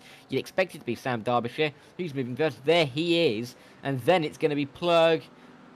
Quite some distance, actually. William Humphrey is a lot longer in the box. He's now behind Luke Lucchese. Those guys have fallen at least 2 seconds further back from Plurg than they already were. And through is coming. Who is that on the exit? I'm not too sure if that's actually a driver in the fight. It's not at all. But really interesting to see that blend now working out, with Plurg now considerably ahead of Lucchese. 3 seconds now. And Derbyshire not a long way away from Vincezewski. This has become a race for the lead. And don't even count Plurg out. 21 minutes is a long time. Longer than we've seen for most final stints in the 1 hour races. This could go any which way from this point onwards. Yeah, very entertaining pit stop sequence there. And let's not forget the team play as well. Vincezewski's could do his teammate a little bit of a favour here. If he can't check out away from Derbyshire, then what he can do is hold him up a little bit and allow Plurg to close in on that gap. And that gap there, a matter of seconds, it would not take that much of a defence from Vincezewski's to allow Plurg to catch up with that. It will just be 1 or 2 braking zones and Plurg will be right with them again. So pressure on Derbyshire to try and stick with the leader, but he's also got to be careful as the team games come into play. And it was crucial to see as well that I believe at least 3 or 4 of the drivers that we saw in the pit lane out of the sort of 5 or 6, most of them did take tyres. So a lot of these cars on their outlap on these tyres, trying to get them up to temperature. So we'll soon see some pace, and we'll see how that affects the end of the race, of course, when the drivers are going to be on fresher tyres than what they just were on low fuel, whereas some of these guys will be stranded out there on 1 hour old tyres. Now admittedly, these GT3 tyres can go a long way, but in racing it's all about the fractional gains, and those fractional gains on fuel and on tyre grip will surely play a part toward the end of this race. 20 minutes to go less, and it's just turned into a very, very interesting battle at both ends of the order. However, Chris Jennings has dropped 7 seconds behind Malcolm Coates in just a couple of laps, so I'm not sure what's gone on there, because Danny Phillips is still with him, so we can't have made a mistake, Dara, otherwise Danny Phillips would probably be in second place. So how has Malcolm Coates just gained 7 seconds in about 2 laps? I'll be honest with you, I'm not too sure. Danny Phillips is he right behind? No, he's not. That's just obviously not. Sorry, I'm getting myself confused. Was Danny Phillips now just ahead of Chris Jennings? The gaps hadn't updated for a second there on the timing tower.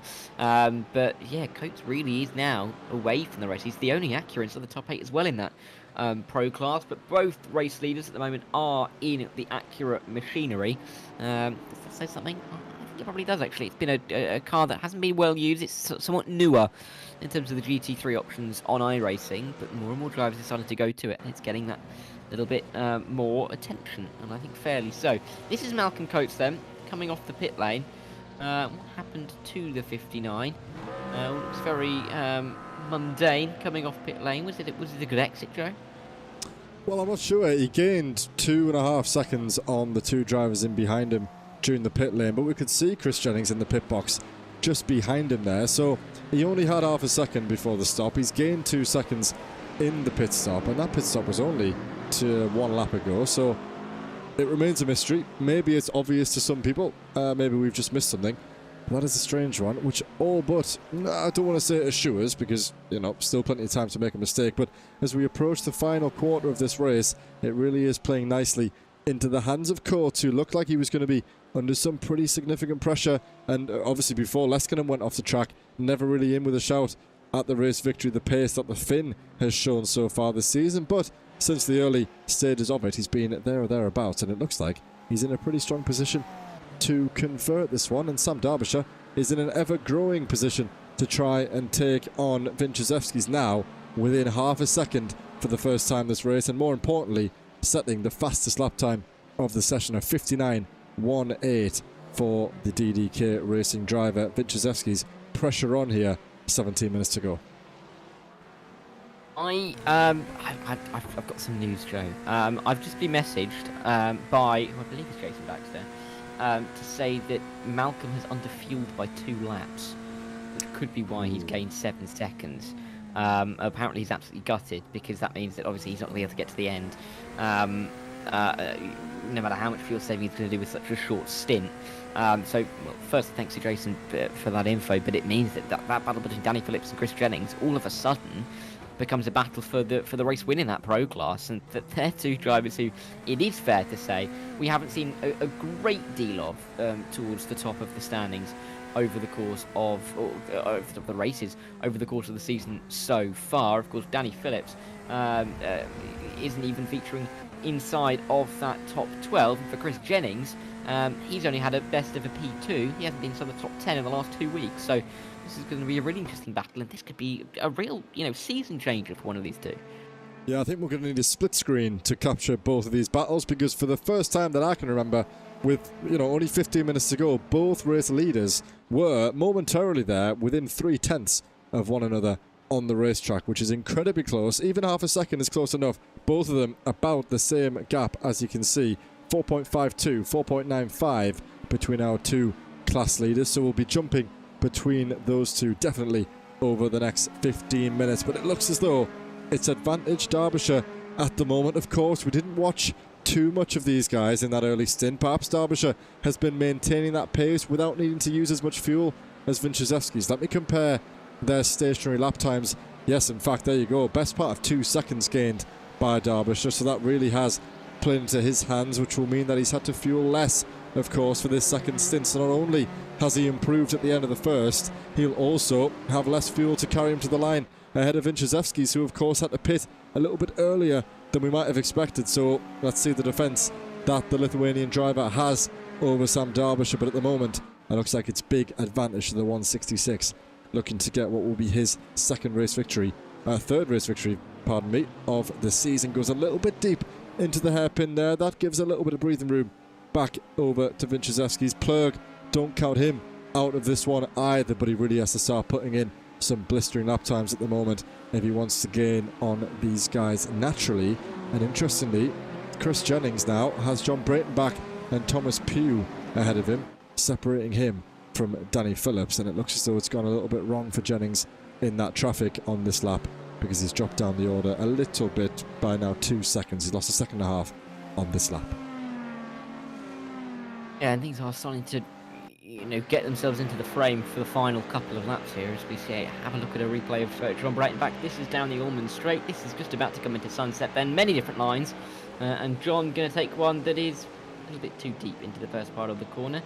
Car on the inside. It's a very nice job from one of the Axis cars to get through, but maybe in a coordinated swap between the teammates. But Brayton back is through, a little bit wide, not wide enough to be too concerning, and will continue on his merry way with Thomas Pugh just in behind. But this race at the front of the field really is starting to get interesting, isn't it, with Derbyshire behind Vinciszewski. Vinciszewski's maybe getting that little bit more comfort than he was. Derbyshire gets close to the wall. A little bit more comfort than it was this time last lap. Even so, under a second. And you're right, I can't remember the last time we had, albeit with the pro gap going out, 2 battles in the final 15 minutes of the race within a second for the lead, and this could be really quite a tense finish for these guys. Yeah, could. That replay actually, Dara, was Chris Jennings getting past up the inside, which is where I thought maybe he could have lost some time as the 2 elite drivers made their way through, albeit it didn't look like he lost an awful lot, to be fair, so perhaps there's something else that's gone wrong. Look, but he's hemorrhaging time at the moment now, 3 seconds down on Danny Phillips, so that build up to that battle has been short-lived and cut to a premature end. Good news is Sam Derbyshire is still right on the back of Vinciszewski. Sadly for Chris Jennings, though, if he'd known that information, he'd have been even more gutted to find out that it could have been the potential race victory. I wonder if Danny is aware, of course. But Malcolm not letting off at the moment. It doesn't look like he's trying to fuel save. Maybe he's accepted his fate at the moment and he's just driving as fast as he can to maybe do a little splash and dash and hope for some points at the end of it, which is still quite likely, I would imagine. But yeah, good news for Danny Phillips, of course, at the moment, who I'm not quite sure if he's had himself a race victory so far this season. Not inside the top 12 on our standings, so it would be quite likely, I think, for him. And William Humphrey, bad news for him, got himself inside the top 3. Now down in the top 5, he'll still be satisfied, but it won't be the podium that he spent most of this race sitting nicely in. Tech Plug and Luke Lucchese about 3 seconds away from each other. So it's all starting to dry up between those initial battles that we saw, and it's all now inverted. The race leaders were pretty calm for the first half, and now it's those 2 that are under pressure to deliver with just over 10 minutes left to go.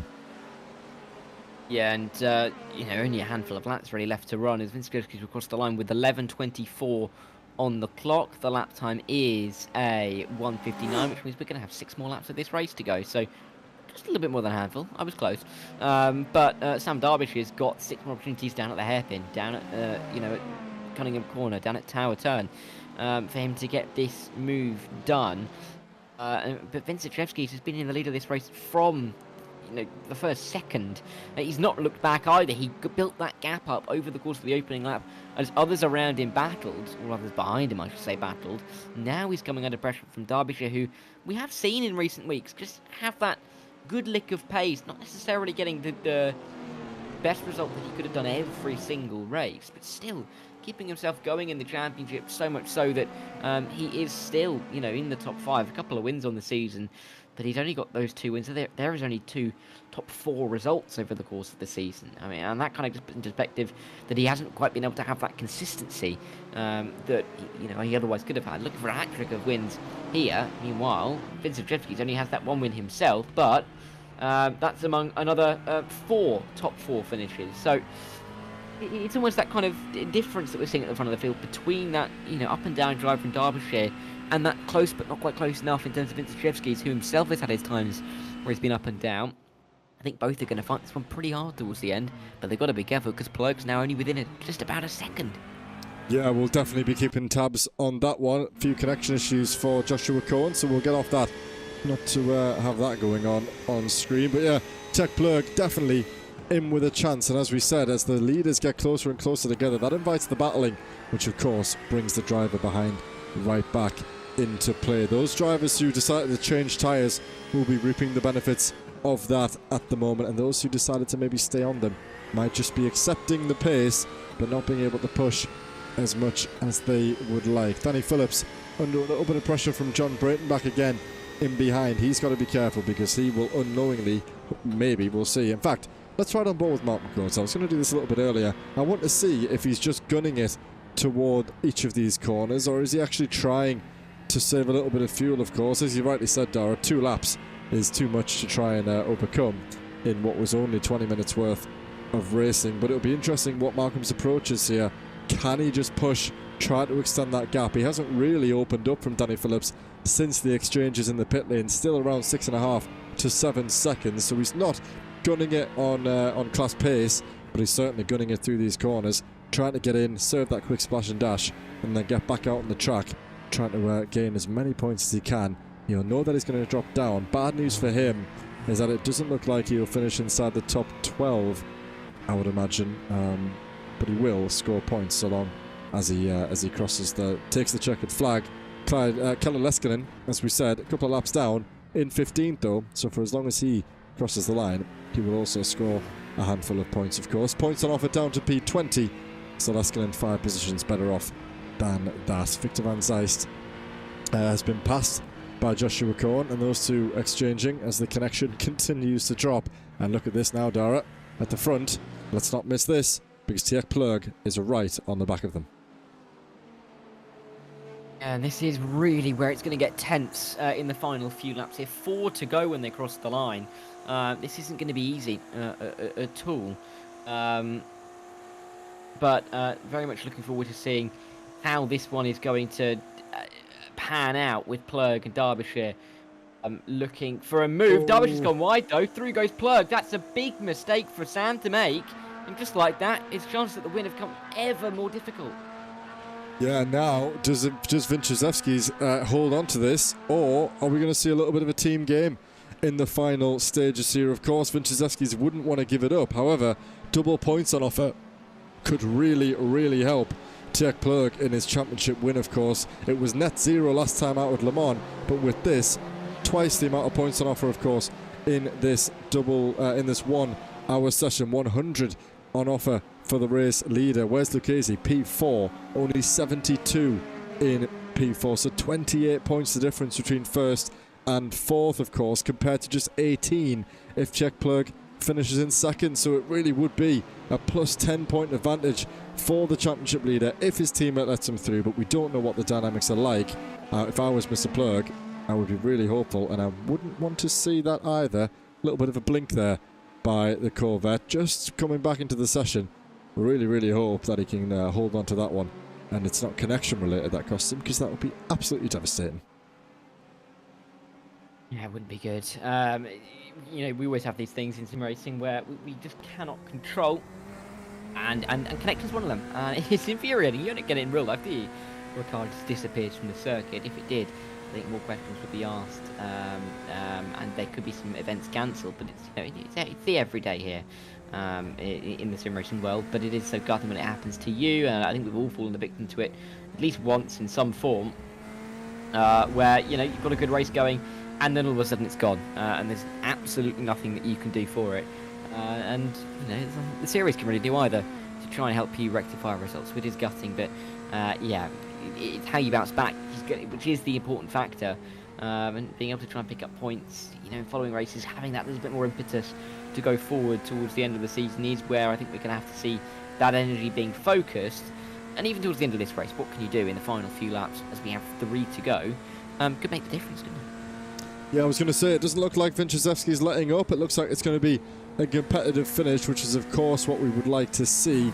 Is Plug going to be able to do enough naturally though? That is the question. Sam Derbyshire not out of it either. He'll be fired up to try and reclaim that position, but the gap behind for Luke Lucchese and William Humphrey, those two just have to settle for what they've got at the moment. Luke Van Gortel and Justin Eloff doing well, putting pressure on Humphrey, whose top 5 position is not yet safe at all, of course. Started the race in second place, dropped off to the podium right at the start of the session, and now he could be in the clutches, just about to hang on inside the top 7. He's in 5th at the moment, but he's got 2 other Porsches in behind him, bearing down 2 of the most experienced drivers in this series, of course. Williams' first time in an ESR GT3 championship, but Mr. Van Gortel has been here and done it all before. Plug still chasing Vinciszewski's, these 2 on the back of Humphrey. It's all beginning to settle down somewhat in the pro class. Malcolm Coates has come into the pit lane, comes back out, I believe, in 5th, so that's really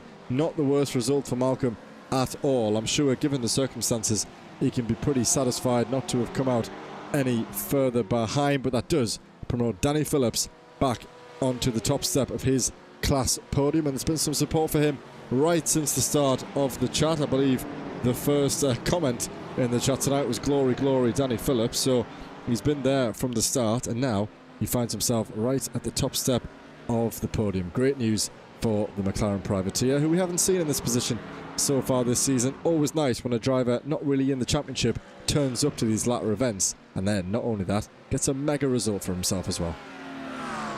Yeah, that is always a really pleasing thing to see, and for Danny Phillips this is a fantastic chance if he can just keep it going for the final couple of laps to get it home. What could be a possible race win. This is Plurg, though, looking for the move of Vincent, and look at how late he is on the brakes to get to the inside line, and to get it done as well. Vincent not really with an answer, just the surprise attack from Plurg, getting him to the lead of the race. And after, 56.5 minutes of just having to sit in behind and wait, Plurg is into the lead of the race, and he's looking to extend that championship by that little bit more. He was right ahead of Lucchese for a long time in this race. He's now got clear daylight, and that championship gap is going to extend a little bit more than Lucchese would want to see.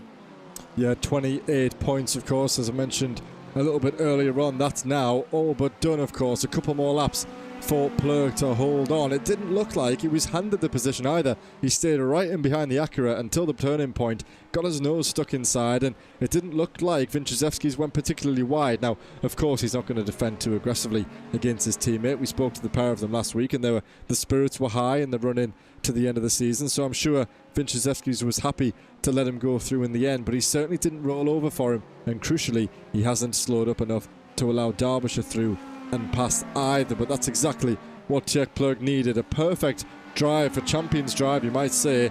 And as we said, 25 points ahead of Lucchese coming into this one. He's gained another 28 on him now, 53 points as it stands. The championship margin, and extending it instead of losing it with only 2 race weeks left to go is exactly the kind of thing you need to just take a little bit of that pressure off. There's Lucchese rounding the penultimate corner now. But yeah, that's what you need. Just a little bit of pressure, ease yourself a little bit, and then you can look ahead to what are 2 classic Italian circuits at Imola and at Monza, which will both put on a pretty good show then. I believe this will be the final lap of the race. There it is, the white flag waves. So Plurg leading his teammate Vinciszewski's ahead of Derbyshire, Lucchese and Humphrey as they all cross the line for the final time tonight. Phillips, Jennings and Cohen, the top 3 in the Pro Class as things stand. Yeah, I mean, it looks like that is likely to be how they are going to be finishing in the Pro Class at least, but in terms of Phillips, Jennings and Cohen. But in that Elite Class, Vinciszewski's is still right behind Plurg. Don't rule out a final corner overtake as we run towards the end of this race. Van Gortel still trying to get through on Humphrey.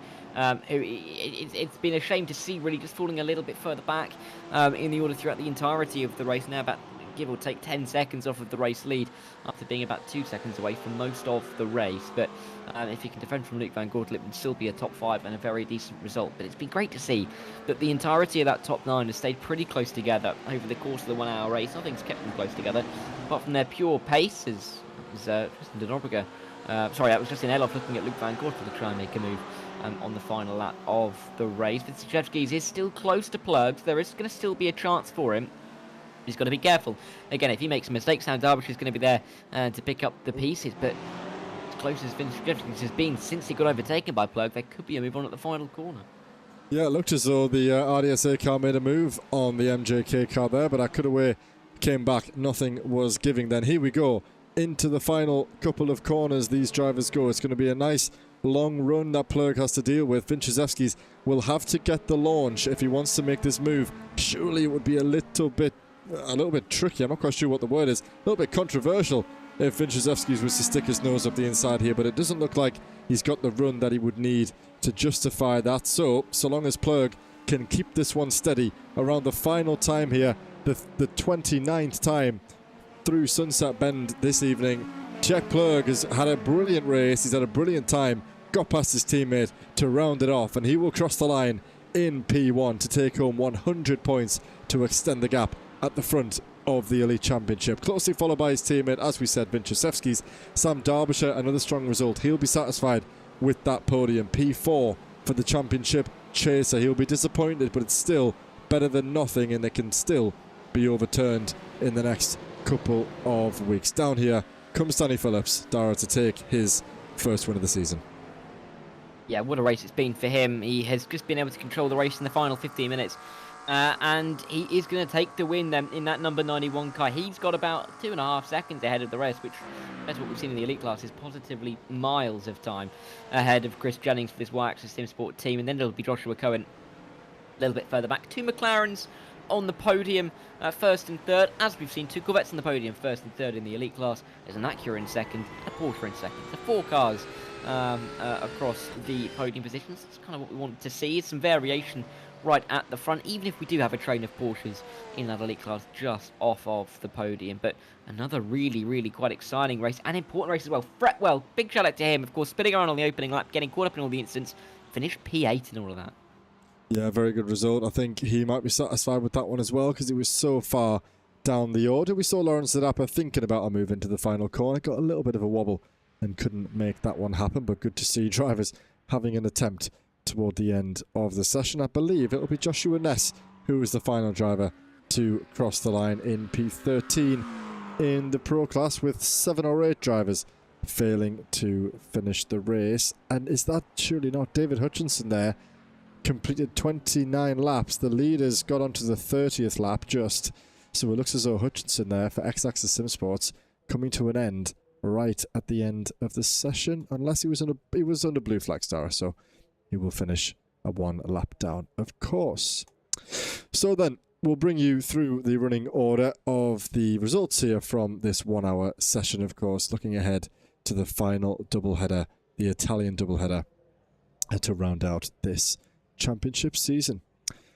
So starting first with the elite division, as always then, Tjek Plug, what a masterful drive by him. Started alongside Lucchesi a few rows back to begin the race, but in the end he chipped at it and chipped at it over the last 60 minutes, got himself on the top step of the podium and extended his championship lead by a nice comfortable margin of 28 points now, 53 overall. Ignas Vinciszewski's led the race, having started on pole position, led it right until the death, but then Tjek Plug got him on the inside to sunset. Vinciszewski's, I'm sure, will be happy to rest on P2 in the end, at the expense of his teammate, of course. Sam Derbyshire could have finished P2. In the end, he will have to settle for a podium. One of the first times we might have seen 2 Corvettes on the elite podium this season. It's 4 Porsches next up. Luke Lucchesi and William Humphrey started nearby as well, inside the top 3 or 4 drivers at the start, finishing inside the top 5. Luke Van Gotel and Justin Eloff had a nice battle in behind the Vulcan Fasteners driver right toward the end of the session. The best they can ask for, though, is P6 and P7. Tristan Dobriger, he's not had the best run of form as of late, but he'll be satisfied to finish inside the top 8. The same result that he got last time out. Tristan now looking in his mirrors, trying to stay inside the top 5 in the championship order. Luke King next, just ahead of Matt Hoyland. A strong result for Hoyland. He might have found his machine, finishing in what arguably could be his best result of the season inside the top 10. John Breitenbach and Thomas Pugh will round out the top 12 ahead of Quinten Verdonk and Dominic Hoveth. Sanity, of course, Joran Vandenberg finishing inside the top 15 ahead of Jakob Krafek. Sadly for Hayden Miller, though, and Bjorn Klassens, those drivers, neither of them could finish the race in the end, finishing 19 laps and 23 laps down, respectively. And over we go to the Pro class, where we saw Danny Phillips come out as the race winner. Chris Jennings was in P2 and Joshua Cohen made it a British 1, 2, 3. Not many times we've seen that in the Pro class so far this season. Joshua Cohen was a few seconds ahead of last week's race winner Victor Van Zijst, who I'm sure will be happy to finish inside the top 4, ahead of the surely disappointed Malcolm Coates. After I asked why he had been so quick in the pit lane, and the reply I got was that he had underfueled. He finished P5, and the Biagio Cutrale and Lawrence De Dapper. Alex Fretwell, Marcel Breitenbach and Stephen Codman rounded out the top 10, with Young Gonzalez, one of the later pitters, finishing in P11. Yeah, Lorenzo Gorgetto and Joshua Ness, the only other drivers on the lead lap. They were within a minute of the race win in P13. And then sadly for David Hutchinson, he was a lap down. For Kalle Leskin, he was 2 laps down. Clyde Fayer, Alexander Voigt and for Evan Main, they were nowhere near the finish and won't be scoring any points tonight. So then that will wrap us up for this round 8 session here. A lovely race, not too many collisions, which is always what you like to see, and some brilliant racing in both of our classes ahead, of course, of the final 2 races over back in Europe then. So we'll prepare to speak to a couple of our drivers. I know we already have Mr. Danny Phillips waiting to speak to us, of course, the eventual Pro class winner, so we'll be sure to bring him in for a word. And while we get sorted for that, Darragh, I'll do the business and then we can get underway. Yeah, and then we'll be able to speak to him. I think it's only really right that we start with Danny Phillips, isn't it? After his heroics in the Pro class, and we can welcome in now. Danny, welcome in. First of all, can you hear us? I can, guys, yeah. Welcome in, Danny. Well, first of all, big congratulations, of course. A stellar result for you. It started well with some support in the chat, and then it just progressively got better and better, and in the end, you've brought home a nice rounded 100 points for yourself and, of course, your privateer team. So talk us through that one, mate. Did you expect to be in this position at the start of this race and after qualifying? And how did a 1 hour race feel when you were the man to take the checkered flag first? No, first off, absolutely did not expect to be winning the race at all. My pace in the endurance race of the weekend was way off, so I didn't think I was going to get anywhere near it, to be honest. Qualifying was a bit out the bag, so I was pleased with that, and I just thought if I can just hold 5th position, I'd been quite happy. But I think it's that glory Danny Phillips in the chat at the start that's pushed the win to the end. But it definitely has given you a big boost in terms of points in terms of the standings. But also I think you can speak about this as well. But really confidence going into the final 2 rounds. Has this kind of shifted your expectations of yourself, or are you kind of seeing it as a bit of more of an anomalous result? No, I think it's more representative of the pace I expected coming into the start of the season. Really, I've had a pretty poor season to start off. First season with ESR, but sometimes you get unlucky and you get wiped out in races, or you get tangled up with somebody else having a crash, and you've just got to take it the rough with the smooth sometimes. But it's good to finally get the pace there where it should be. Yeah, and Danny, just talk us through how you're feeling at the end of the season. As you said there, hasn't been the most competitive season that you would have hoped for, of course. This is a little bit more like what you're after. But Imola and Mugello, no more 1 hour sessions to go, just 2 more 30-minute races in either of those sessions. So do either of those tracks stand out for you? Of course, we were saying earlier, actually, Monza, never been on a calendar at ESR, so that one is a little bit of an unknown. But of course, Imola, a very, very famous, very familiar circuit to a lot of these drivers. So how do you feel with the final 2 weeks of the season upcoming? Yeah, looking forward to Imola. Imola will be a good race, I think. Shame really that that's not going to be a 1 hour race. I prefer the longer stints. Short sprint races don't quite play to my strengths, I don't think. So I would have preferred the last couple of rounds to be longer, but you can't have it all your way, can you? Monza should be interesting, especially turn 1. I think that could cause some carnage, but hopefully we can get out of that on the clean side of the grid and get away nicely on that circuit as well. Good stuff, mate. Well, thanks a lot for joining us, as always. And before we let you go, we always like to give the guys an opportunity for a shout-out. So if there's anyone that you'd like to thank before you head off, then feel free to do that now. Yeah, thank you very much, guys, for the commentary to start off with, but also thank you very much to Barry for the support in the chat in both my own stream and the official stream. It's great to have the support there, guys. So thank you very much. Good stuff, Danny. Thanks for joining us. Congratulations. Enjoy the weekend off the back of that one, and we'll keep our eyes on you into the next couple of races, see if you can get anywhere near this position again. So good luck with your preparation, mate. And thanks for joining us. Cheers, guys. Good stuff, mate. See you soon. Danny Phillips there, race winner in the pro class by the end of the night. And I'm looking at who we've got, and I'm thinking, I think it's worth jumping up to the elite class quickly and getting away from the RDSA championship contender in the form of Luke Lucchese. And Luke joins us now. Welcome in, Luke. Can you hear us? Yes, I can hear you. Welcome in, Luke. Well, that's well timed because we've just cut to you in the replay having a nice little battle with your championship leader up the inside. Didn't quite make it happen on that occasion. And just talk us through that one, Luke, because you started, as we're seeing on screen, you started so close to him, of course, right behind Mr. Plurk, thinking maybe this could be the opportunity to claw back a couple of points. In the end, it didn't turn out that way, albeit you two were going hammer and tong for the vast majority of that session. Second stint, though, didn't play into your hands. And, I mean, did you ever think that Plurk would have a chance to go so far toward the front of the field? And how does that look over the next couple of weeks for you? Look, I could see Sard, he had the pace in him, but he was making small little mistakes, and that's what enabled me to get close to him. But when he did a clean lap, I could see the true pace of the car. Like, the car worked really well here, and as the tires started wearing out, like, he just got quicker and quicker and quicker. I mean, I could see he just had traction for days, so I think it was a tire management thing. I think the Corvette was just better on its tires. But yeah, I mean, it is what it is. There's still lots of racing to happen. Anything can still happen. So it's good points on the board. It's better than a DNF. At least I got past William, because I think William was becoming a challenger towards the end of the season, and he had very good pace at the beginning of the race, but I think his tires just fell off. also. I mean, it got to a point where he was just running wide all over the place. So I think I could hang on reasonably well, but yeah, obviously not as good as the front guys. And Luke, you touched upon how the Corvettes seem to have a couple of strategic advantages on the tyres. Going to Monza and Imola, do you feel like the Porsche is more suited to circuits like that? I mean, Imola, I think maybe more naturally would suit the Porsche. Are you hoping to get a bit of a boost from the car in terms of that?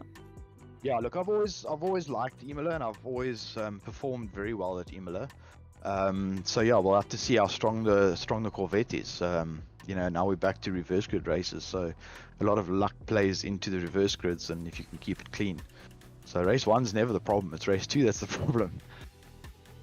Yeah, I was gonna mention that actually. Funny you say, because now that we've come to the end of these 1 hour races, I think the frequency of these has been probably the most that we've seen. We've sort of incrementally added a few more 1 hour races. So how have you and the team found that generally? I guess you guys would prefer these 1 hour races, of course, usually qualifying quite strong, and you don't want to have to mess around in the melee of the midfield in race 2. But is that something that plays into your mind when you're looking ahead at the calendar, or you just take them as they come and sort of deal with what's in front of you at that moment?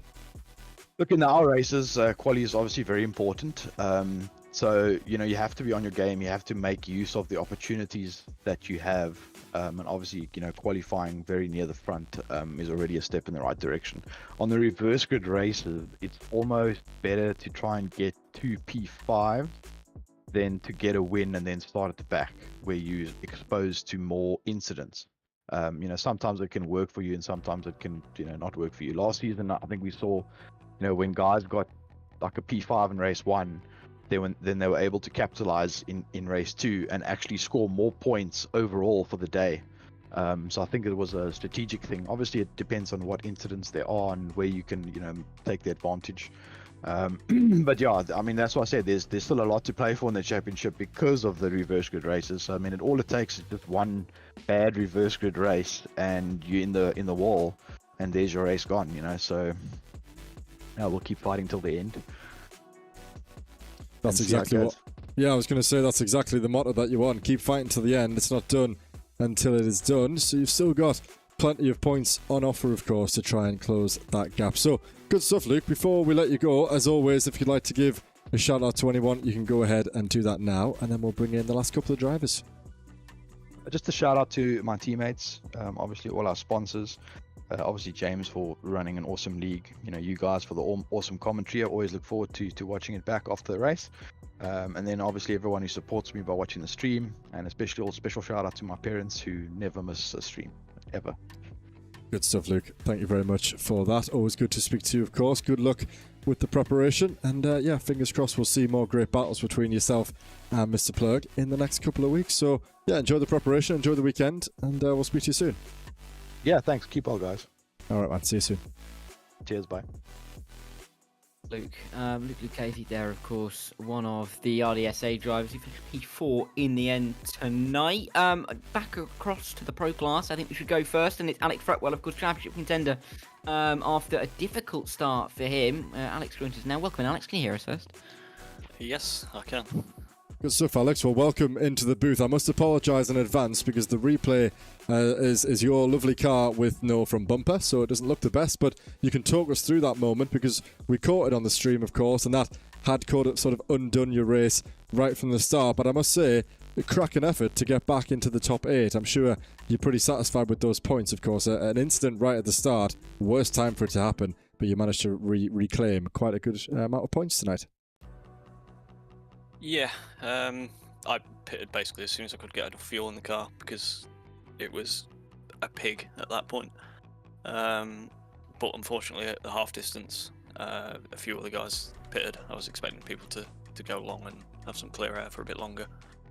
So then, yeah, I had to pull a few daring moves through, I think it's turn 15, where you tend to switch back to the left. I sort of stuck it to the right and sent it a couple of times, which was on the limit, but I think just about okay. And then, I mean, there were a few people who had incidents that I was watching, obviously, Halle with his position, and yeah, unfortunately they retired, so that put him up as well.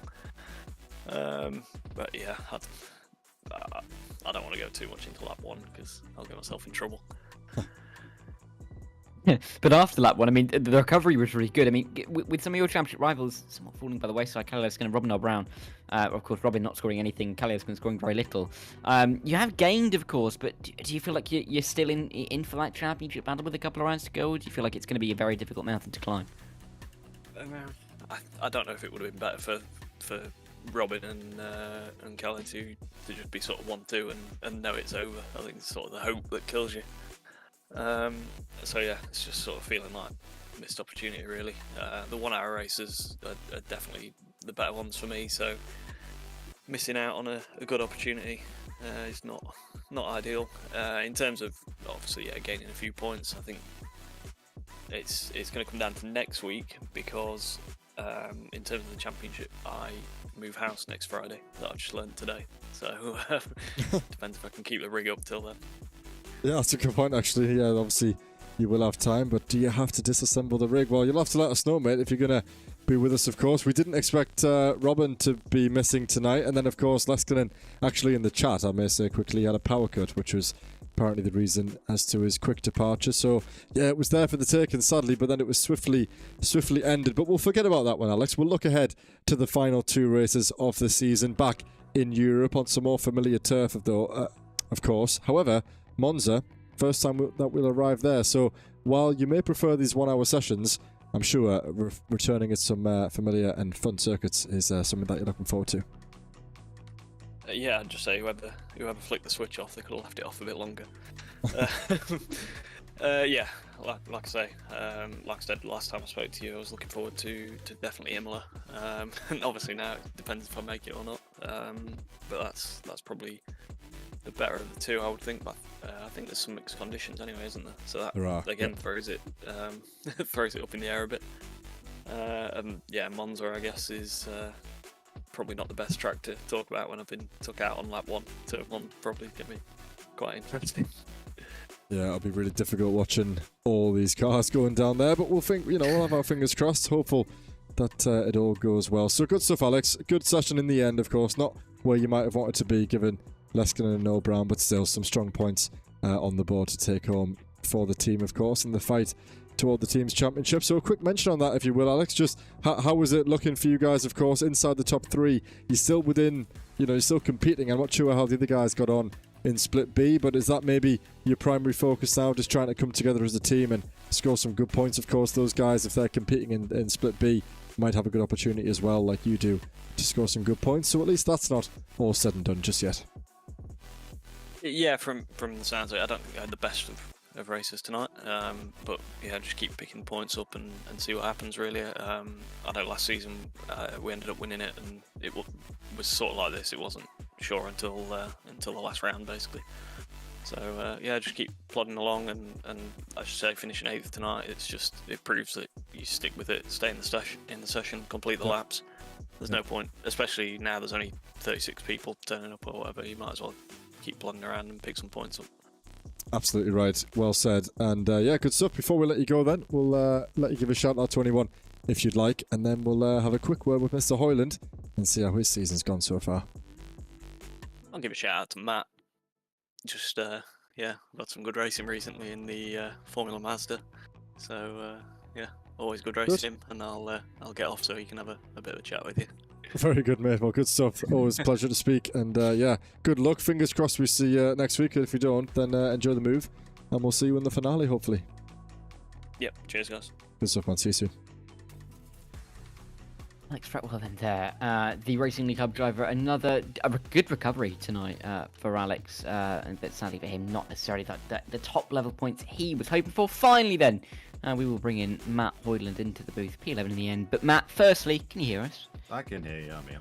Welcome in, Matt. Well, thank you for joining us. Thank you for hanging around. We thought we'd pull you in for a quick chat, of course. Maybe not the most exciting race for you, not exactly the most exciting season for you either, but have you maybe found a little something in the Mercedes, or is this one going in the bin as well? No, I was just saying to having a chat with Luke, that's the most fun I've had this season by a country mile. I really enjoyed it. Like, I didn't do much battling with many elites. There was maybe a couple in there, but I did manage to sort of mix it up with the guys I were fighting in Pro last season. And yeah, I really enjoyed driving it tonight. It felt on it, so I'm hoping there might be some light for next season in this car. Yeah, well, that's a good choice. I've driven it a handful of times, never in a league setting, of course. But yeah, just talk us through. I mean, not to dwell on the past too much, Matt, but you're obviously usually so competitive. What has it been this season? Has it been the car choice, or is it just a sort of a series of unfortunate events, getting a bit unlucky here and there, or have you just not quite been with it? Because obviously the messages that we exchanged earlier looks like you're trying to take season 9 not too seriously, but of course trying to get back on the horse, be more competitive. So is the things that you can take from this season to learn on that, or is it purely just, haven't had the luck and you just have to go again next season? No, I think it's definitely been a combination of things. I mean, obviously, stepping up to Elite from last season, I always knew it was going to be very difficult to be competitive, because obviously the pace of Elite seems to get faster and faster every season as well. And then it just a couple of things. I mean, I had a couple of bad races at the start. Then you sort of already miles behind, and the interest wanders a little bit. So then I thought, maybe I'll try a different car. Tried the Audi. That is the biggest mistake I've ever made in my life. That was an absolute terrible decision. I did not get on with that at all. And then I thought, well, obviously, worst case scenario, I know there's a 1 car change per season. If I get disqualified from remaining races, it doesn't really matter to me so much, because this is more just testing and research for me now. Yeah. So, yeah, I mean, definitely looking to get back on it for season 9. I know we've got what I hope is going to be a really strong team together. So I need to get back on my game and make sure I'm not letting them down. Yeah, it looks like it's going to be a very competitive championship as well, of course. Nearly sold out as well after just a week, so really interest is still hot. Good to hear that you might have a good team entry again this for next season. So good stuff, Matt. Thanks for joining us. I'm glad that you might have found a little bit of mojo in that Mercedes. Fingers crossed it bodes well for you again when we land back in Europe for the next couple of weeks. So before we let you go, if there's anyone that you'd like to give a shout out to, as always, you can go ahead and do that now. Yeah, shout out to DXT guys as always. I know we had some strong results in Split B from what I could gather during the chat. Shout out to you guys. Obviously, the streams are always amazing. I forgot to give a shout out to Dara and James on Sunday as well. So you did a good stream on Sunday as well, James. I'm not showing favouritism. Yeah. Otherwise, everyone involved in Championship, it's always amazing fun, and we've got a really great group. Very good, Matt. Well, awesome to speak to you as always. Good luck. Fingers crossed you get another strong result this time next week. And yeah, looking forward to see how you and the guys start season 9 ahead of a brand new championship. So thanks for joining us, and yeah, enjoy the weekend. Thank you, guys. You too. Was Matt Hoyland. Great to get a word from him after an interesting race, a test race, as he said, but a race that for a lot of drivers proved to be quite an important one there, Joe. Yeah, it did, and I mean, I didn't quite think that we'd get the end that we did to that session, to be honest. I felt like it was going to be a pretty straightforward Winchesewski's Derbyshire 1-2 there, but in the end proved completely wrong, of course. Humphrey couldn't quite hang on to that position. Lucchese couldn't stay within touching reach of the top 4, but Mr. Tekplurg, as Lucchese touched on, that car just came to life at the right points in the session, of course. At the end of both of the fuel stints, started to light up the lap times and really put in the good times and got ahead and into the lead of the race. Shame that we didn't get to speak to any of those leaders in the elite class tonight, but that's absolutely fine. We got a good chance to speak to Lucchese as well, which is always good in the run-in to speak to one of the championship contestants, let's say. So that'll be everything from myself and Dara, with 2 more weeks to go, of course. No more lengthy races for us, so it'll be sprint action all the way until the end of the championship season. And as always, you can find all the information that you need for Evolution Sim Racing on our Discord server. The information for GT3 Season 9 Split A and Split B as it is today has already been released, and the seats are flying away. We've already sold 100 in a week, 20 left to go. So if you want one, be sure to get in touch and use the sign-up form, which you can find in the server using the QR code or the link in the description. In other news, we've got 2 more weeks here. As we've just said, we've got plenty of more rounds left to go in the European GT Championship. That will be next Sunday on June 1st. It's going to be a 90-minute race around Le Mans in the darkness. So that's the first night race that we've held at Evolution Sim Racing in quite some time. I'm not sure how you'll get on with that one, Dara, because it's pretty dull in the dark, even for 30 minutes, never mind 90. So I wish you all the best for that one. I'm sure it will be very entertaining race nonetheless. Danny Lee Porsche Cup also equally as underway as the European GT Championship. Still plenty of rounds for those guys to do as well on the alternating Sunday to the EGT. And as always, the Practice League is on offer Tuesdays and Saturdays for anybody wishing to get involved with us here at Evolution Sim Racing. So a big thanks as always to the sponsors Kame, the GP2 Group, Trophy AI and VRS for their support of this series. And for now, that's everything from myself, everything from Dara until the following Sunday, as we said, and we'll join you all next Thursday for round 9 of the GT3 Season 8 Championship. That will be 2 races around Imola. I'm looking forward to that one. Thanks for everyone in chat. Thanks to everyone who stays around to the end. And we'll catch you all next week.